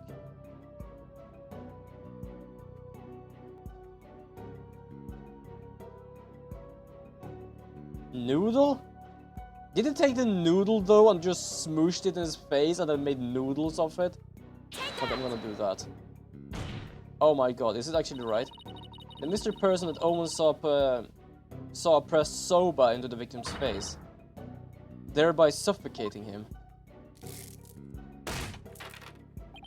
I grow weary of your tasteless jokes. How could anyone commit murder with soft, delicate soap? The noodles would instantly fall apart if they were pressed into someone's face. Yes, I agree. Well, I disagree. There is a way for soba... way the soba could have been used to suffocate the victim. What? You will explain that theory at once, Miss Sykes. To kill Master Tonaido, the culprit must have smothered him with uncooked soba noodles.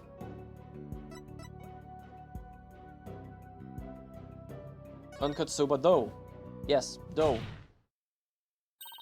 The culprit must have used the soba before it was cut into noodles. In other words, the murder weapon was raw soba dough. Yeah, because I think he said before, Mr. Weath, that he was gonna give him more dough because he was almost out, but the fridge was empty. It was empty because the dough was already used. What?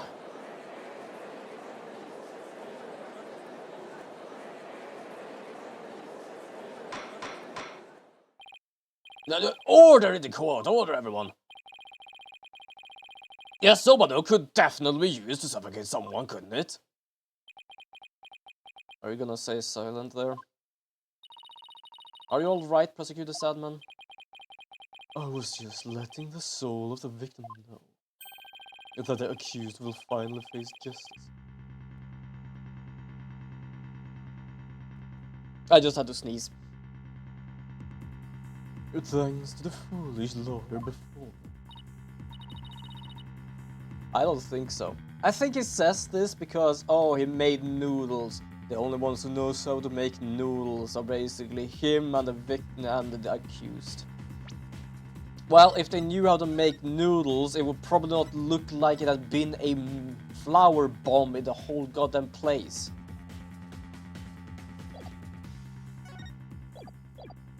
What are you talking about? Allow me to summarize your statements. As the accused killed the victim, he was slashed in the face by the victim's knife. The weapon used to suffocate the victim was a dough and a dressing.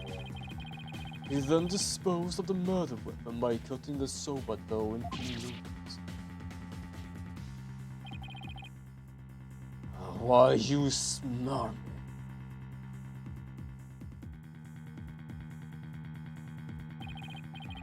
Afterwards, the accused put the victim's face in the bowl of soba noodles on the ground to wash off the blood that had dripped onto the victim's face from his own.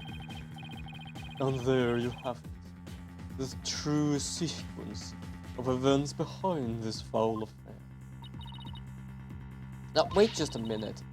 I never once said that Mr. Weth was the culprit. But who but the accused knows how to cut dough into noodles? I could do that. Not good noodles, but I could do it. Ah, that's a very good point, Mrs. Sadman. I heard that cutting soba dough into uniform noodles requires considerable training. But then, what about the dying message? How do you explain that? The defendant wouldn't have known about Wendo's Owen's personality. Perhaps the victim was simply playing with the cards, and they hold no other meaning. Oh, whoopie-doo for you then. Perhaps they spelled out Owen's name, and just sometimes before his murder. That's true. From Owen's testimony, it's clear that Master Tonaido cared for the boy. It appears to arrive at a compelling conclusion.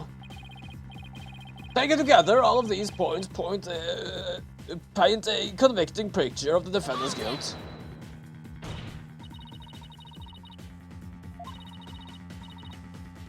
It doesn't matter how small of a detail anything will do. You're scaring me. Oh, I'm sorry, Owen.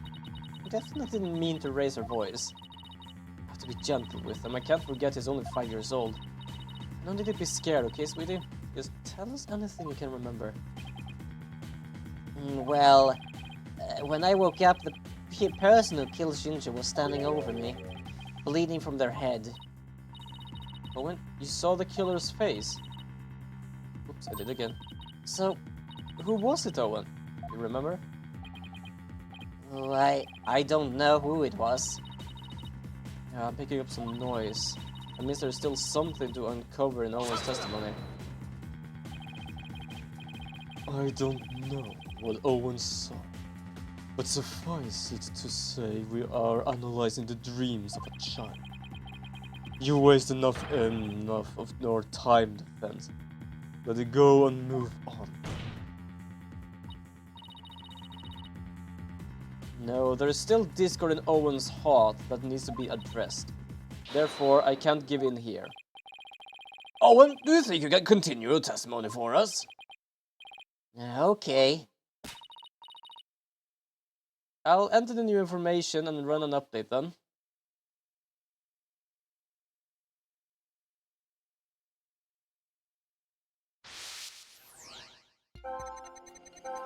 Yeah, had blood in his face, a knife in his hand.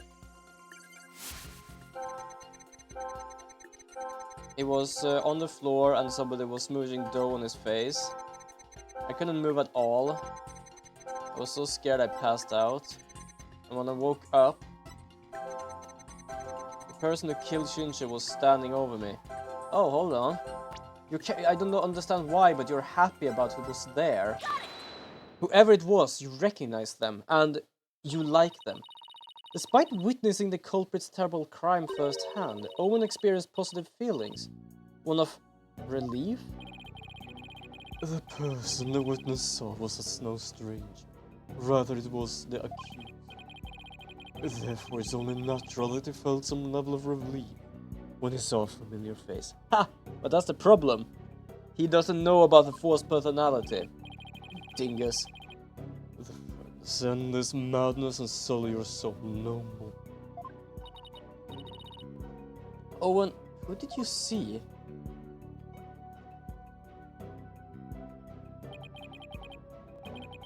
That's nice smell. I love the smell. That's of that perfume. Wait, doesn't the Weath guy say no smell at all because it goes into the soba? The smell of Rubber? Honk honk. Sorry, I had to do that. You can do it. Try to remember, Owen. oh, the smell of Oh.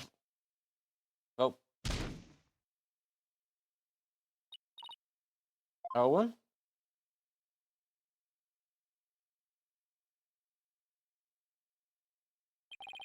It seems Owen is now resting in the infirmary. They certainly have their hands full today down there. Let's continue with the trial. Despite Owen's testimony, it is the opinion of this humble servant of the Holy Mother to shut the fuck up, that the child's words were insufficient to clear the accused of suspicion. Well, what about the scent of perfume Owen mentioned? I believe there's a clue that will lead us to the real true culprit. But there are thousands of perfumes in the world. It would even be the scent of the hair project the accused uses. He does have one amazing hairstyle, that's certainly possible.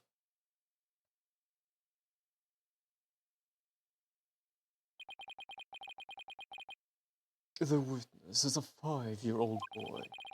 They cannot tell the difference between a conventional perfumes and hair products. Why couldn't you have gone for a crew cut or something, Bucky?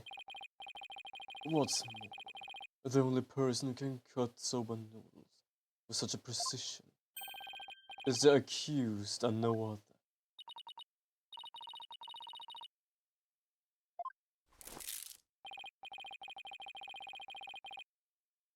And so, the person no one saw in the scene of the crime can only be the accused Bucky. Oh, hold on, what's going on here? Who's actually saying hold on? Oh, yo, Weath! Welcome to the land of the living. hey, I never use hair products or anything. Anything with the smell. If I was something like that, to smell get into the soba. To be fair, we could actually smell it right now if we wanted to. Check it.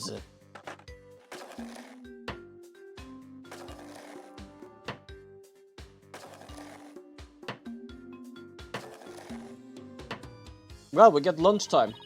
Mr. Wheat, are you supposed to be resting in the infirmary? Oh, whatever. You think I let my soba stink of perfume? Try that chilled soba for yourself and see. Oh, well, I believe I have no choice but try it. Strictly for examination purpose, of course. Now then, let's dig in, shall we?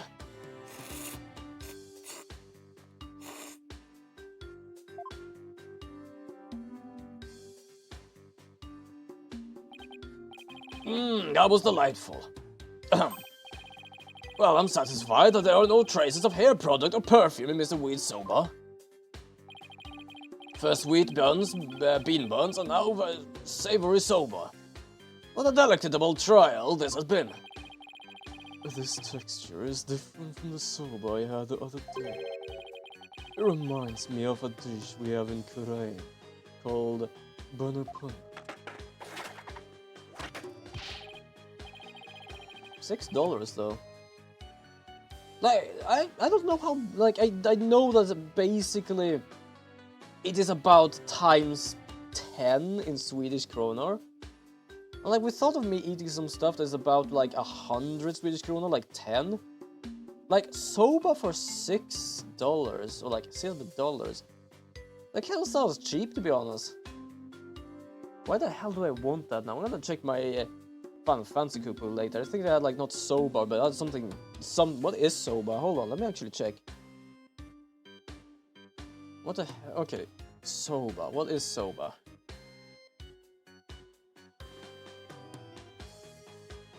Okay, so it's basically just noodles. But you use the soba. I'm confused. For me, soba is like the whole dish thing, but apparently the soba is just the noodles.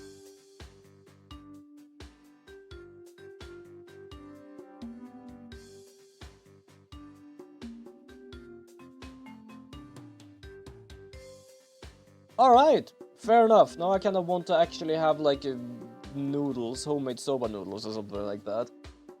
Or, well, it probably just becomes fucking pasta, to be honest. And basically just make some sort of good-ass thing. I don't know, actually. I'm gonna see if I can find some sort of thing. Because basically, we have a saving here in Sweden, or there are probably in other countries as well, but basically that many students only eat noodles. Because basically we have these pack noodles, you just put them in water, the taste, and then boil them, and then you're done. I kind of make mine fancy. I basically take like shredded chicken. Well, I boil the noodles first, as normal. I take some chicken. If I have, I shred some carrot as well. I take some soya, and I basically fry it in a frying pan. And then I pour it into a bowl, and I put a fried egg on top. That is very lightly fried. That shit is good. I am not gonna lie. Like, that is my style of fancy student food, but I started eating that after I was a student. But I'm still eating it now and then because it's not too difficult, kinda simple, and actually kinda good, to be honest. What do you think, Miss Chickadee? My soba is pretty good, isn't it? It's delicious. Don't you think so, Simon? It still pales in comparison to his late father's cuisine. Simon, why you always gotta be so hard on me? Oh, back to the infirmary with you. But to be fair, if he doesn't have any smelling hair product now, he doesn't have any smelling hair product then. I'll lift the defendant back to the infirmary and bring a bucket once more.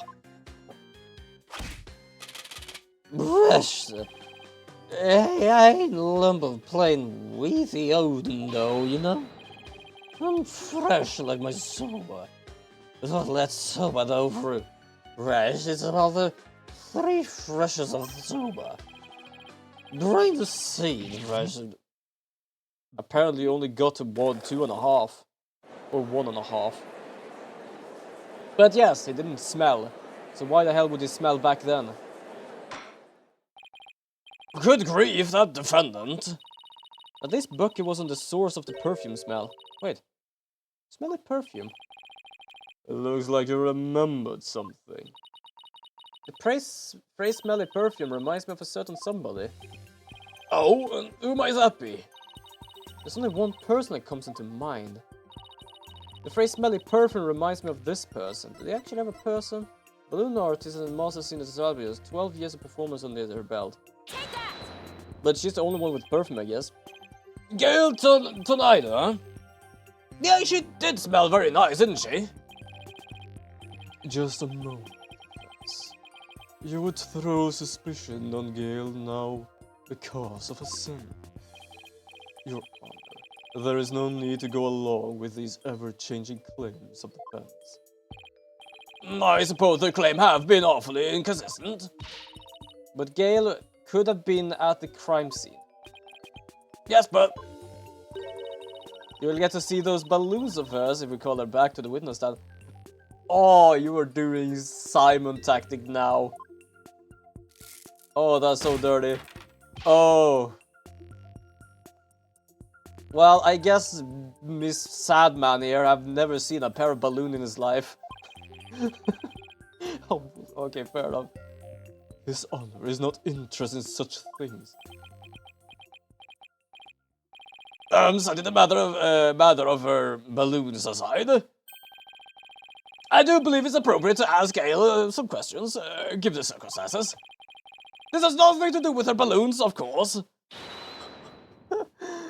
Oh, I love this. Like, I love just, like, how silly they can be while they're still doing, like, good stuff. Other than the monk is absolutely bullshit. He's not silly, he's just plain old bullshit. And apparently these balloons have yet to pop. Oh fuck, I just realized I'm gonna have to make her voice again. I completely forgot her voice. I think it was just kind of like high tone. Thank you so much for calling this disciple of the Tornado School of Rakugo back to for an encore. It's me, the balloon artist you all know and love, Gale Tornado.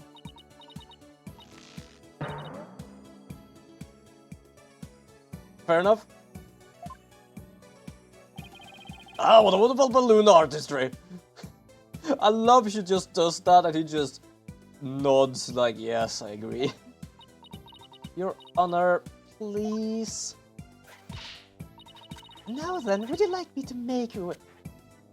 What would you like me to make for you this time? Actually, I called you back for more testimony. But I'm all talked out. This case has left me completely deflated. You sure? Are you really that sure? What? You didn't find that funny?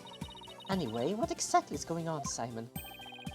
It seems the person who murdered Master tonight was wearing perfume. And you were the only person I could think of who wears perfume. Wait, you mean I'm a suspect now? Gale, you knew about Owen, right? Well, yes. I have to play with him at Shincho's request. Hence, why he felt relieved, because it wasn't just a random ass person. It was someone he knew. So that means you could have left that fake dying message, right? Well, just because I wear perfume and know Owen. You think I'm a murderer? Oh, how could you? The witness is absolutely right. With no evidence but the distorted memories of a small child. It is outrageous of the defense to accuse this woman. That's right. You don't even have any proof. You may step down from the stand, Gale. The defense does not have one scrap of evidence that connects you to the crime. Wait just 1 minute. I may not have proof, but Owen's testimony is still enough. Please feel free to leave, okay?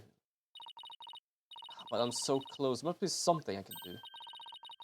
Well, if the prosecutor says it's okay, then I guess I'll be going now. Silence.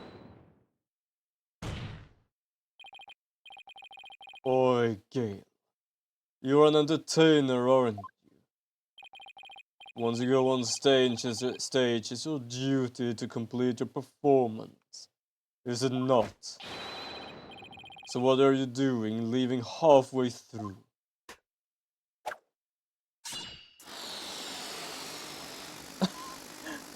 First of all, that was brilliant because we did see the bandage on her forehead. I love it, like you don't have any proof it's her. You can just step back. His way of doing it. You know what? We need to see under that hair of yours and just make the balloon just show her forehead. Like, fair enough. Now she has problem leaving because she has a bruise on her forehead. And since we know that Master Tornado's killer has a cut on their face somewhere. Impossible. How did you know, Simon? I didn't. But I had to take a chance and see for myself. That's fair enough, like... We can't find any proof, but the only thing we know that is that his murder with his killer is damaged somewhere on the face. And there we have it. Otherwise your theory would remain a groundless accusation. Your Honor, Prosecutor Sadman, the scent of perfume, an injury on the forehead, these things are completely consistent with Owen's testimony. In short, the mysterious individual Owen saw in the dressing room could have been Gale. Miss Sykes, does this mean you are formally indicting this witness for the murder of Typhoid Tornado?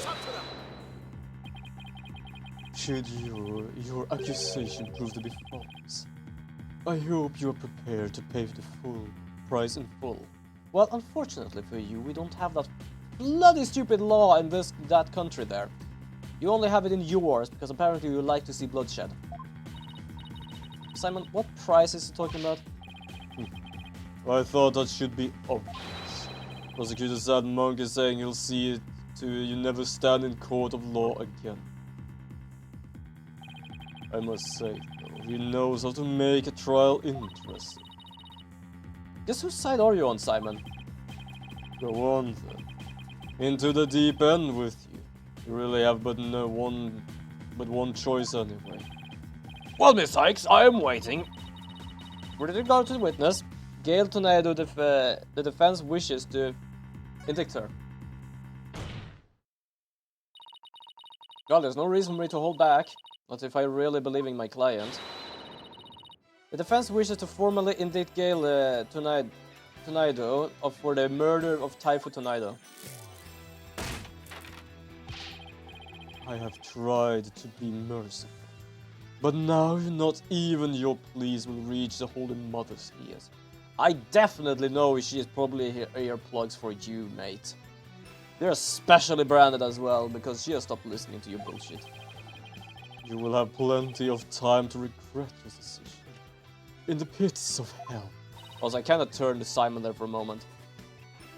Except I won't need to. The person who murdered the victim was not Mr. Weath. It was Gale Tornado. That bandage it's just from a silly slip-up I made while cooking yesterday, that's all. What were you cooking? Noodles? What kind of extreme cooking were you doing to cut yourself on the forehead? Well, what can I say? That's what happened. Also, you don't have an alibi for the period before 4 PM, do you, Gale? But I really didn't know anything was wrong until Shisho was found dead. If you don't believe me, then with a twist, What are you making? What the hell is that? That's not a kitty, that's a green ass fox with the biggest ass lips. It has Botox lips, that thing. How could you suspect a cute little balloon artist like me, Gail, I've been meaning to say this for a while now, but could it be that you don't have an eye for balloon art? Don't you think I know that? You didn't have to come out and say it. I'm the daughter of a great Rakugo artist and never wanted to do stupid balloon art. I'm supposed to be a Rakugo storyteller too, just like my late daddy. Shouldn't you told me to do balloon art instead? I guess the victim thought she had no talent as a Rakugo artist either. You still can suspect a poor little thing like me. Please stop trying to skirt the issue. It all comes down to the scent of perfume and the cut on your forehead. You and the culprit Owen's testimony share these two traits. You're dead set on accusing me, aren't you? Well, here's what I have to for not little girls like you with a pussy. What are you making? I'm gonna cut you, witch. Jesus. Also, she looks crazy. Go ahead and make me testify all you want. When the truth is revealed, it'll be your balloon or mine that goes pop.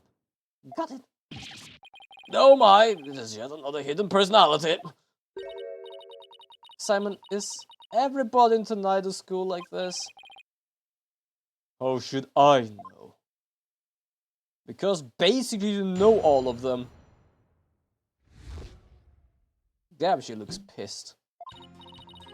Yeah, I visited the dressing room during that time to make a courtesy call after my fact. Shincho and Owen were in there, but they were both snorting up a storm. Snorting what? There was a lot of white powder in there. I hope it was actually flour. I saw the note Shincho left, so I just left. I didn't want to disturb him, you know. The perfume Owen smell must have left over from when I visited. But you didn't visit it. You just said you didn't go in. So Gail is saying she went into the dressing room, but then left right away. Don't take her at her word. Come on, do you really think I would? I'm just trying to figure out how to get her to talk about what really happened. And now then, Miss Sykes, you may proceed with your cross-examination. Even the nose is wiggling, I think. Yeah, the nose is actually wiggling as well. Okay, yeah, so you visited the dressing room to take courtesy call after my act. Shincho and Owen were in there, but they were both snoring up a storm, not snorting. First of all, when I thought snorting, I basically thought like laughing, like snort laughing. Snoring up a storm. I saw the note Shincho left, so I just left. Didn't want to disturb him, you know. But that's the thing. If Owen was sleeping, could it be that the other people were awake then? Hold it! Could you describe how they appeared? They were both stretched out on the floor, snoozing away.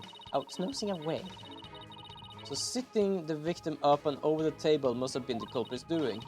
After all, who would have stretched out on the floor when they would take a nap?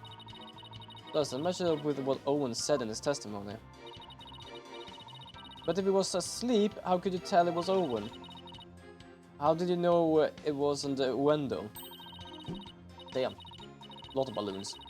I've known the guy for ages. One look at his face and I know which one I'm dealing with. I see. Kinda true, actually. Hold it!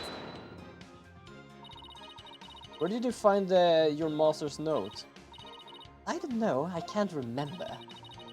Did you notice anything else unusual out of the place in the room? Well, there was the sake and a half-eaten lunch on the table. But I didn't see anything else out of the place or whatever in the room though. Oh, is that a fact? Of course it is, what do you think? And you didn't change anything around while you were in there? I didn't do anything.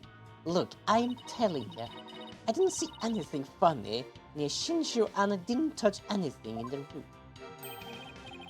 You're bond, as I request that Gail's last statement be added to her testimony. Simon? What's that statement like that gonna do for us? Just play along and you'll see soon enough. Oh, fair enough. I'll have no problem with adding that to the testimony. But what about you, Miss Sykes? I have no problem with it either, Your Honor. I have no idea what he's thinking. I didn't see anything funny near Shinshu and I didn't touch anything in the room. See anything funny near him? Trying to see what would be funny or not. I'm gonna press this just in case. So I just want to confirm.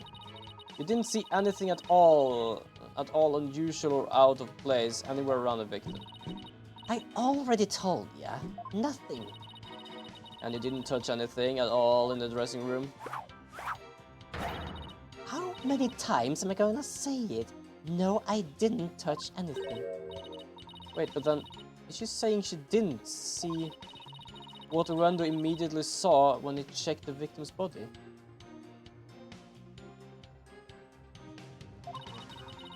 Does that mean it wasn't there yet at the time? Oh, hold on, I guess there was something. What is it? The soba-making equipment was already there in the room. Miss Bucky must have been there in the dressing room before me doing something. Thanks for the non-help. So what? Well, a new statement has been added. But she's still sticking to her guns. She said she didn't see anything unusual in the dressing room. But that strikes me a little strange on its own.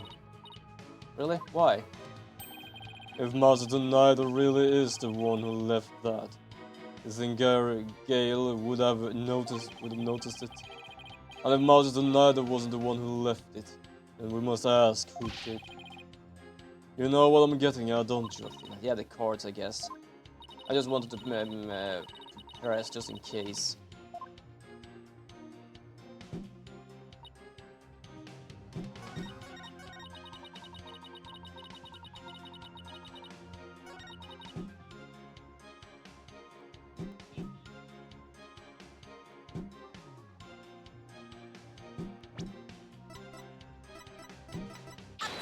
There we go, the cards. Gale, you said that you didn't notice anything odd or unusual near your master. You also said you didn't touch anything in the dressing room. That's right, what about it? I think the problem that Simon has is that she took care of Owen, basically played with him whenever he was doing something else, which meant that, Wendo saw this directly and had to do something about it. So if she was there and noticed that, oh, look at this is basically says Owen, wouldn't she try to help him? And I wonder who left that dying message with the character cards. What you going on about? It had to been that Bucky. Sorry, but that's not possible, because only 3 people knew of Wendo's personalities. Wendo, your master, and you. If Buggy had left that Karuda message, it would have spelled out Owen. It wouldn't have spelled out Owen, it would have spelled out Wendo. What it boils down into is this. As a member of the Tonido school, you, Gale Tonido, are the only one who could have left that dying message. And as a person who left that message, it's clear that you are Master Tonido's killer. Will you never quit, you Jap? Objection! Did you become a pirate or something? You are like wretches clinging to the spiky thread of salvation. Allow me to cut that holy thread from the heaven that brings you back down to earth. Well, at least we're closer to heaven than you goddamn are. You and your goddamn holy mother thing. Would you quit butting in whenever things start to go my way? Silence, child. Playtime is over. What did you say? As the witness stated, she went into the dressing room and soon came back out. But the victim's note was not the only reason she left with such a haste. There was another reason that compelled Gail to leave at once. Gail, could you please relate said reason to the court? There was a reason why Gail had to leave the dressing room. Well, I didn't wanna show you this, but I guess I had no choice. Keep your eyes peeled. Oh, well, hold on.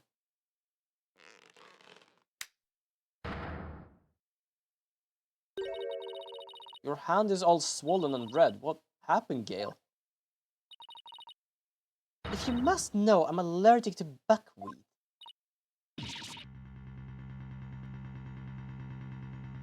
Well, that makes sense then.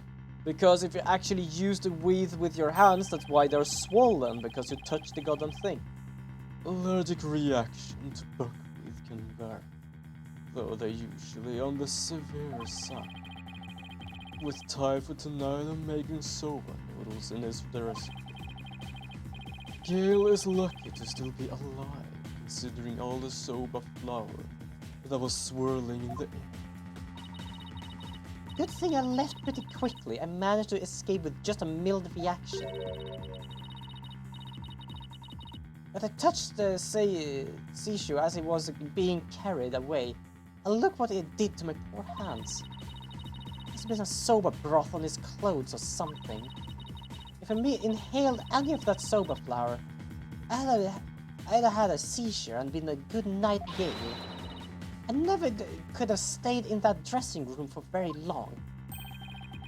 A person allergic to buckwheat couldn't be in a room with soba flour in the air. Certainly couldn't use soba though as a murder weapon either. This isn't good. You knew it would come to this, didn't you? That's why you never mentioned her allergy. As if I would do anything such underhanded. I was simply trying to protect the privacy of the witness. Doing a swish sound when she does that. I'm sick of all of these accusations. Why don't I just testify and get it all out in the open, yeah?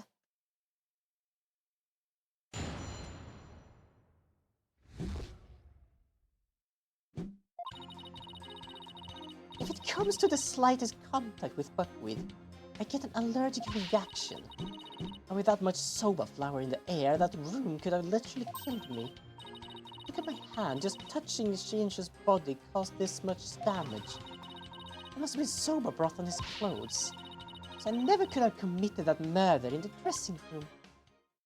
Alright, fair enough. Let's see what we can find in this. I still can't believe it. Nobody told me she had a soba allergy. Did you know, Simon?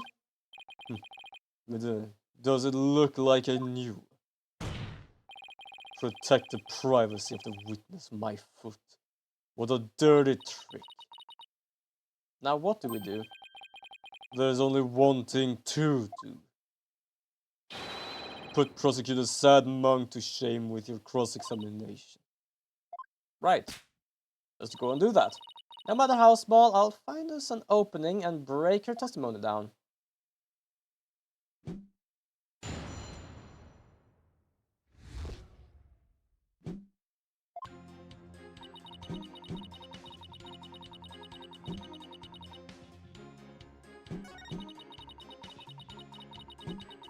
Okay, I'm gonna just press everything just in case, because I feel like there isn't much anything here, like, there's nothing really bad here going on. You're not lying about this soba allergy of yours, right? Of course not. I swear on the grave of my father up in heaven. You can even get your doctor's certificate if you want. You seem to be telling the truth. I've had this allergy for as long as I can remember. I never dreamed a million years I'd clear me of murder. And you'll come out of this smelling like a delicate buckwheat flour to boot. not good. It's not good for it to smell like buckwheat. Buckwheat. Hold it! I'll give you that there was quite a bit of flowers scattered about in the dressing room. But you went in to pay your respect to your master regardless, right? Yeah, but like I said, I came back right out. I mean, the soba making tools were right there. You better believe I was careful not to breathe any of it in. But you still could have committed crime if you held your breath while doing it. Don't be ridiculous. I could have suffocated to death before Shinshu did. Yeah, I guess you're right. Please, get a grip, will ya?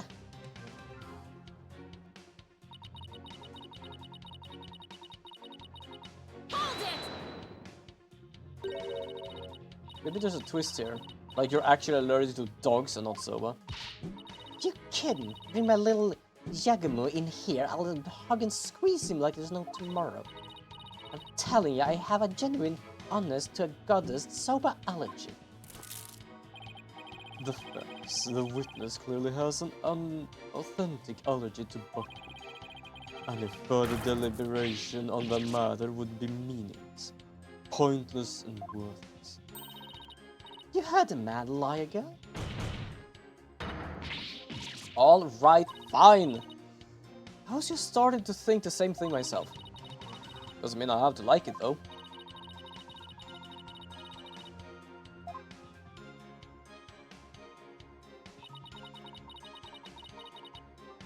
Hold it! I have a question about that actually. If you're allergic to soba, does that mean you're allergic to the noodle broth too?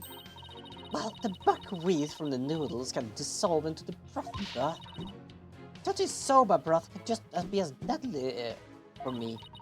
I didn't know anything but amateur. I'm sorry, that look like a doctor to you? Look, anything that has soba in it or anything that has touched soba is like poison for me.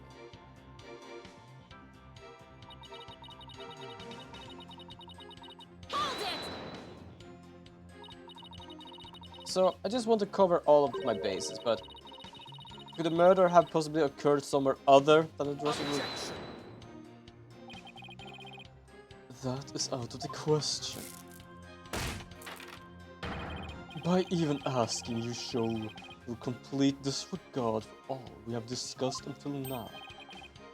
Yes, I have to agree. The defense can't go around suggesting new premises without a basis.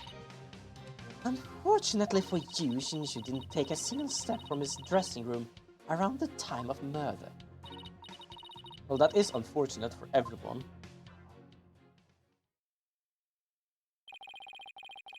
Gale could not have possibly committed this crime in a room where soba was being made. Finally, the time has come for the last rites of the victim to begin.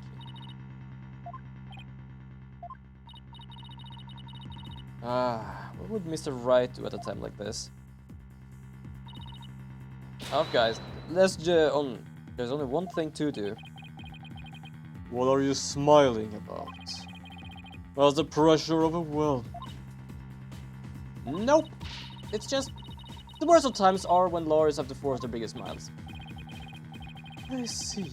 You have no retribution.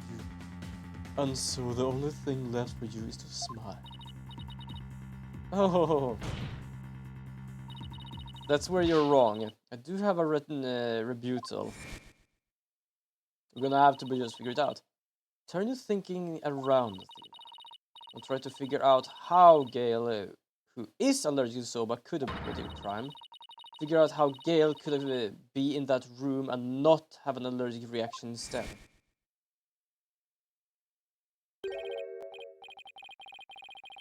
Let me rest. If I were a lump of regular flour, though, for an udon noodles, but I'm fresh like my soba, and you don't let soba dough rest. It's all about refreshes. Grind the buckwheat seed fresh, cut the dough fresh, and boil the noodles fresh.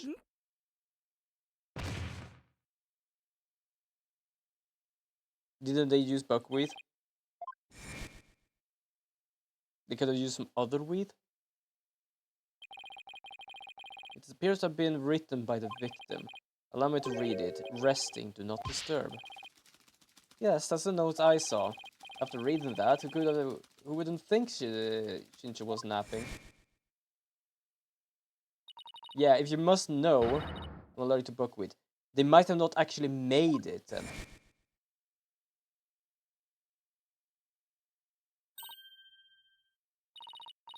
What if that certain piece of evidence doesn't mean what we think it means?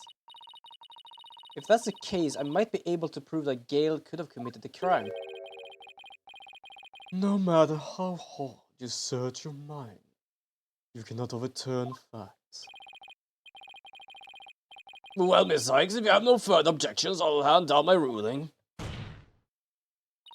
True, I can't overturn facts, but what I've got... but what if we got our facts about a piece of evidence wrong?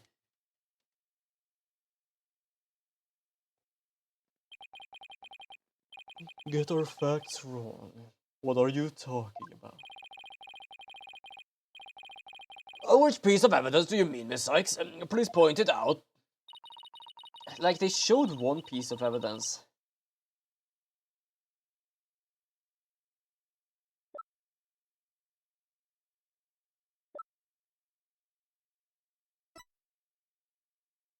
Even with. Interesting.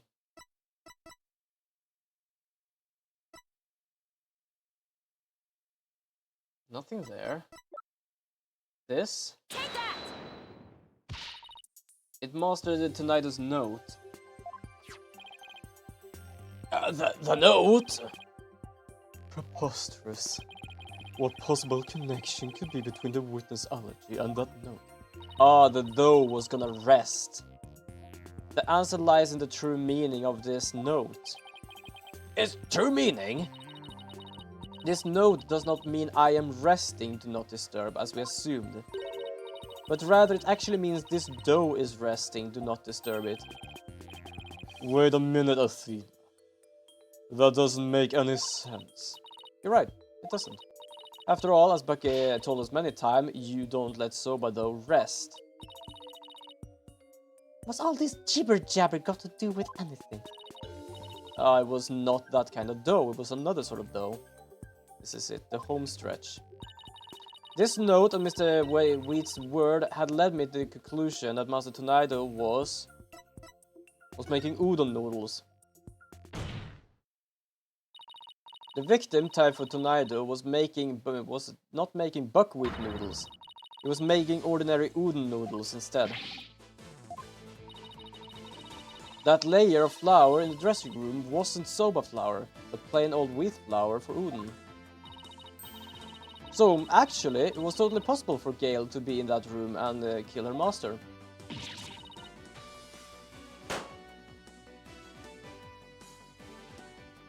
Well, that popped. Well, but if that's true, it changes everything.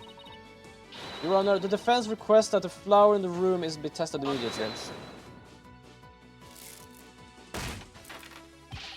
But soba noodles were found in the bowl and Gale did have a reaction on her hand. How do you explain those things? Well, even were it udon flour instead of soap, you still can't prove Gale committed the crime. But don't lose your nerve now. Keep charging forward or you'll feel my blade at your back. Enough with the threats already, I got it. Talk about pressure. Alright, Athena, take a deep breath and go over everything again.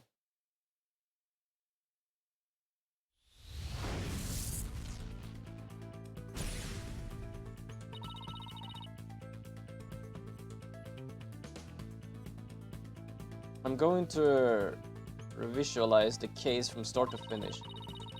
I have to find conclusive evidence that Gale committed this murder. What was Master Tonaido making in his dressing room? Udon.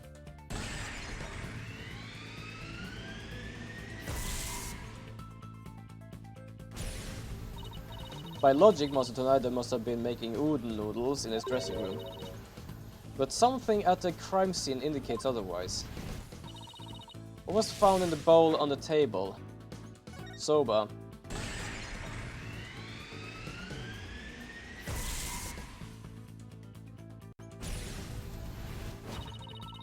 Even though the master wasn't making soba noodles were found at the scene. So that means that noodles had to come from somewhere. Wait a minute. One mysterious serving of soba noodles. Sounds familiar. Where did soba in the bowl on the table come from? Master's soba stock? Because he had one left, I think he said.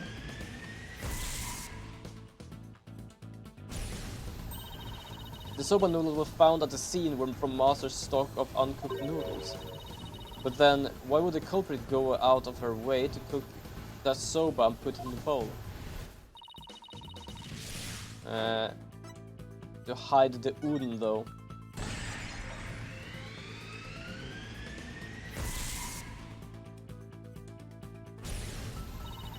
Soba was found in the scene, so that means the culprit must have taken the udon with her to hide it. But why did the culprit take the udon away and hide it? It must have been because... Killed him with the udon though.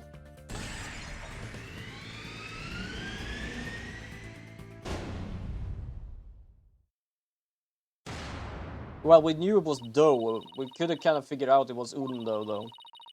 And the reason why no weapon was found is because Gale got rid of the dough somehow.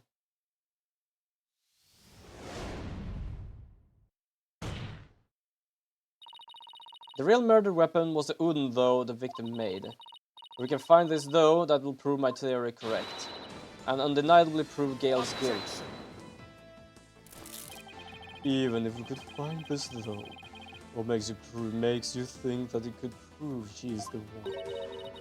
Please recall Owen's eyewitness testimony, Prosecutor Sadman.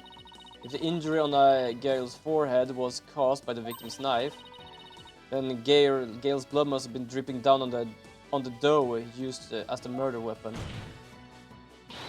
That would make the dough pretty conclusive evidence, wouldn't you agree? But where is this conclusive evidence? Let us hear your theory on where this murder weapon is. Well, I can't find the answer in the evidence I have in hand. I will lose this trial. So how did Gale get rid of the udon though? Interesting now. What do I have that points to suspicious behavior on Gale's part?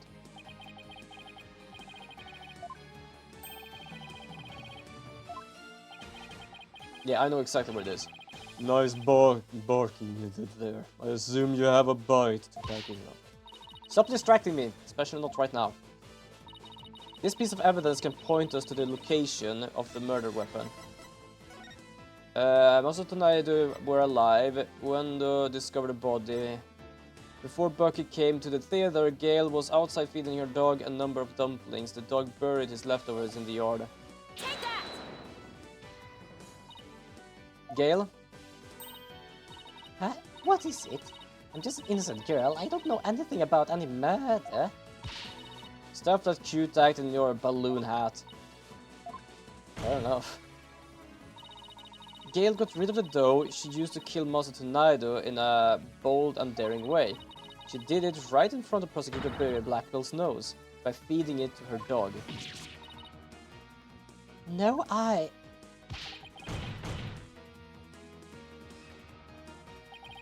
Of course. Now it all makes sense. I was puzzled to why Gale would have shouldn't know her own dog's eating habits. Would feed Jameng more than he could possibly finish. Your Honor, please order an investigation of the yard right now. What about the police that, what should the police at the theater be looking for exactly? Yugerman must have buried his leftovers dumplings somewhere around his doghouse. Dumplings that Gale made out of the udon though, with her blood in it. This is preposterous. I want to thank you, Simon. If you hadn't kept me going, I might have given up along the way. What are you blathering about? You still have work to do. Now, by your hand, finish this wretched case off with me. You got it. Gale, do you remember what you said would happen when the truth is finally revealed? Oh, either my or your balloon will pop. We're gonna see some balloon pop here. Well, the truth is out now, and it looks to me like it's your balloons that goes pop.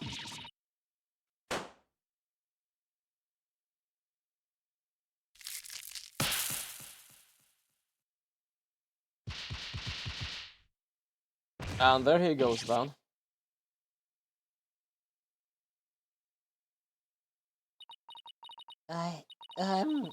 I'm a Rakugo artist. I was the one who was supposed to inherit that name. Then Shinshu. Oh.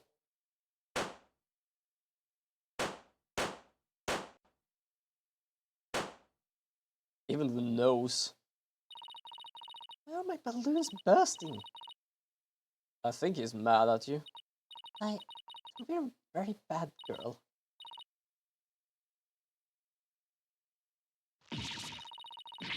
Oh, there she goes. She's losing it.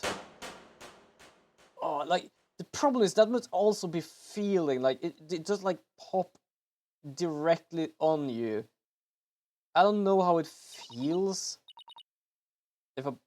I don't actually know. Like, does it actually feel anything? Because I know balloons have popped in my hands, but not like against me in a sense. Also, to be honest, I kinda sorta remember she looked differently because I knew she had a wig. And to be honest, I think she looks better without the wig. Or is that just me? Anyone else out there? If anyone in chat, just say in chat. If anyone on YouTube, then write in the comments. I don't know. Are you ready to tell us everything now, Gale? The whole reason I entered the world of Rakugo in the first place was to follow my father's wonderful footsteps and inherit his stage name. Stage name? You don't mean Wando Tornado? I knew I wasn't very good at storytelling, but I thought that if I did a stupid balloon thing like Shinshu wanted, I'd inherit the name someday. Master Tornado gave the name to his junior disciple. Yeah. So I took my revenge on Shinshu during the show celebration, celebrating the name succession. So that was your entire motive. I thought anyone else could understand, but inheriting my father's name was everything to me. It was a whole reason for living. Of all the days you could have taken your revenge, why did you choose the day of the show? Because I wanted to pay Wendo back for stealing what was rightfully mine. I wanted to pin the blame on him at the show, where all the Tornado fans were gathering. But then why did tried to shift the blame onto Bucky Weath? And now we know where the whole story. There is just one more thing I want to know. Did you know Master Tornado was making udon in his dressing room yesterday? No, I didn't. When I saw the soba making tools, I was worried about my allergy. But it was my only chance to getting my revenge on two of them, so I went ahead and did it. So it was a premeditated crime. But in the end, you only went through with it on impulse. Then the allergic reaction on your hand is from the touching the soba in the refrigerator with your bare hands. When you were tampering with the crime scene after your master's death. Yeah, but that time I wasn't clear-headed enough to worry about my allergy. Gale, how could you do all of this, you idiot? Gale, I get your desire to inherit your father's name, but what you really would have inherited from him wasn't his name, but his heart. His Hot? Hmm? Even I kinda confused what he means by that.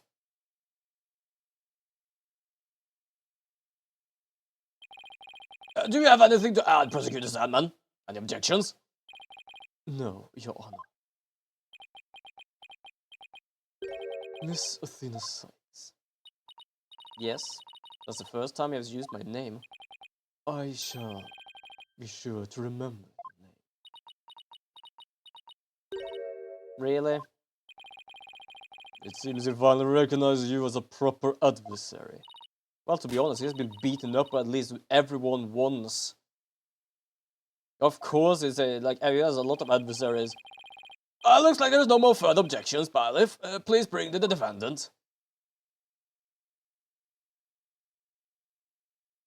You seem most sober now.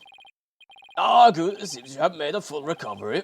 Now then, this court's find the defendant Buckwheat not guilty. Actually, kind of good timing. It is basically 5/8.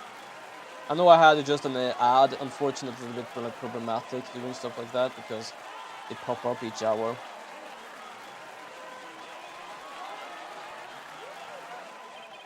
This court is adjourned. Out with you all. Head first.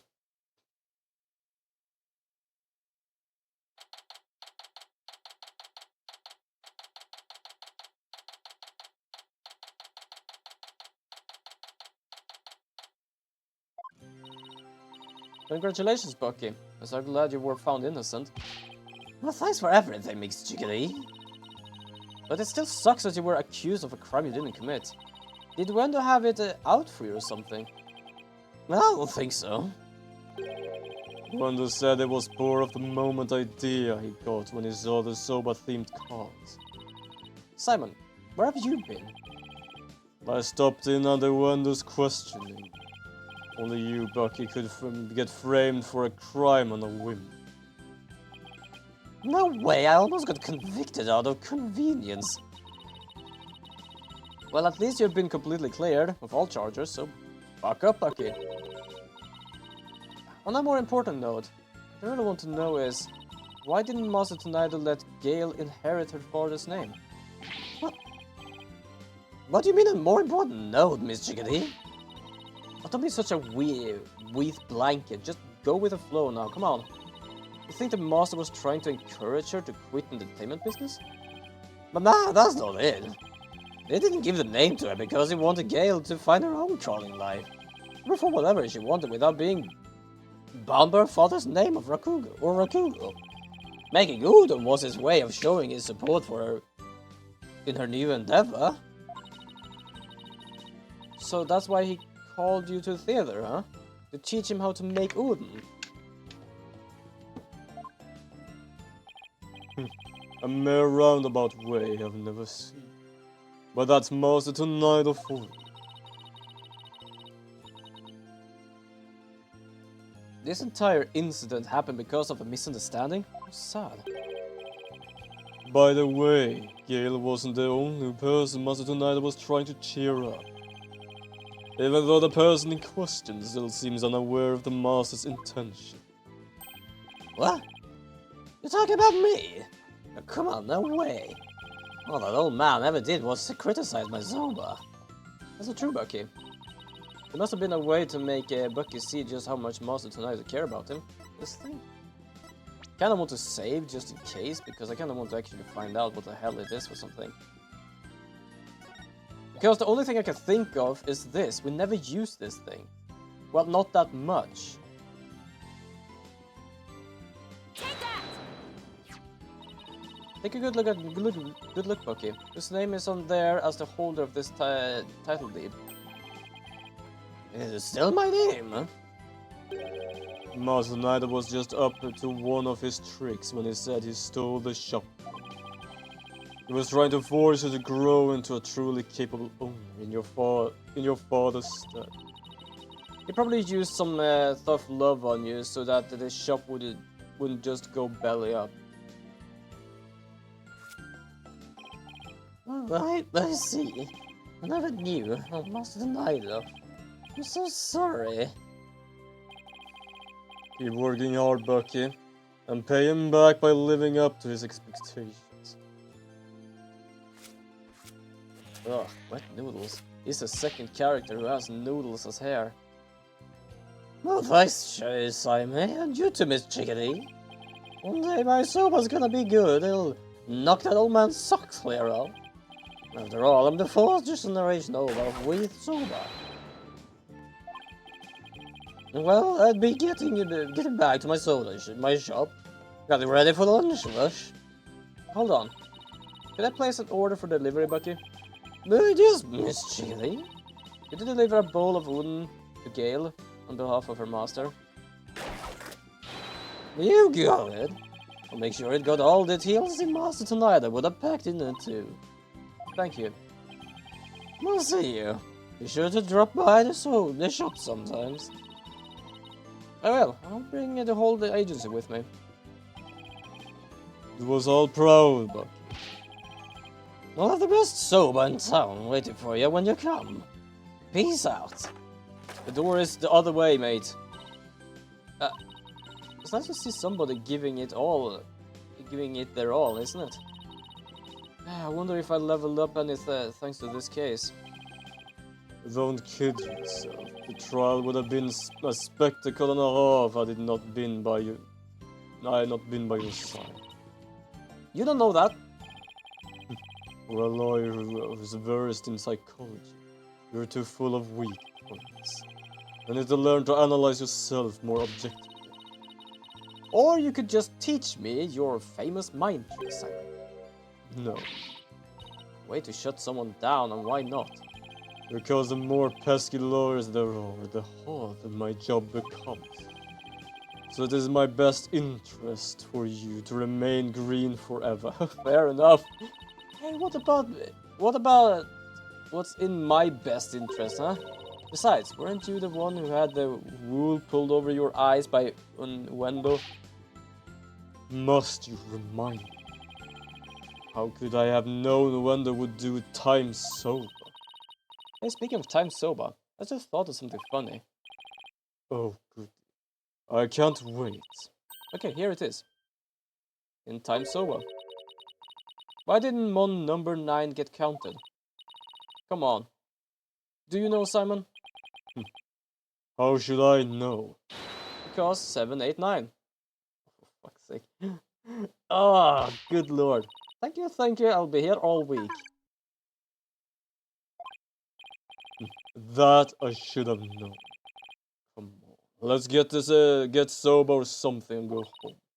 Your treat? I'll treat you to 50% of the tab. And don't forget, you still owe me for that money. Really, Simon? It wouldn't hurt for you to pay for me every once in a while, you know? Quit squawking and start walking, Athena. I love like how they actually are like brothers and sisters. Because in a sense they aren't brother and sister.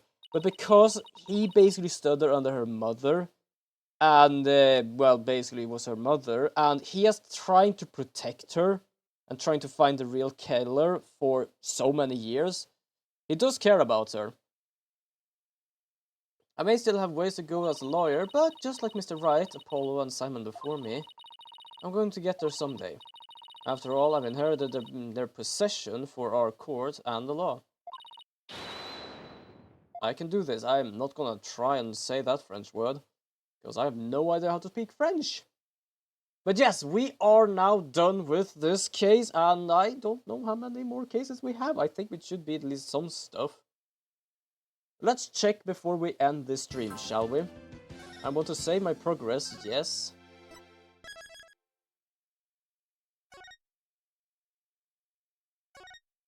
Just in case, gonna do this.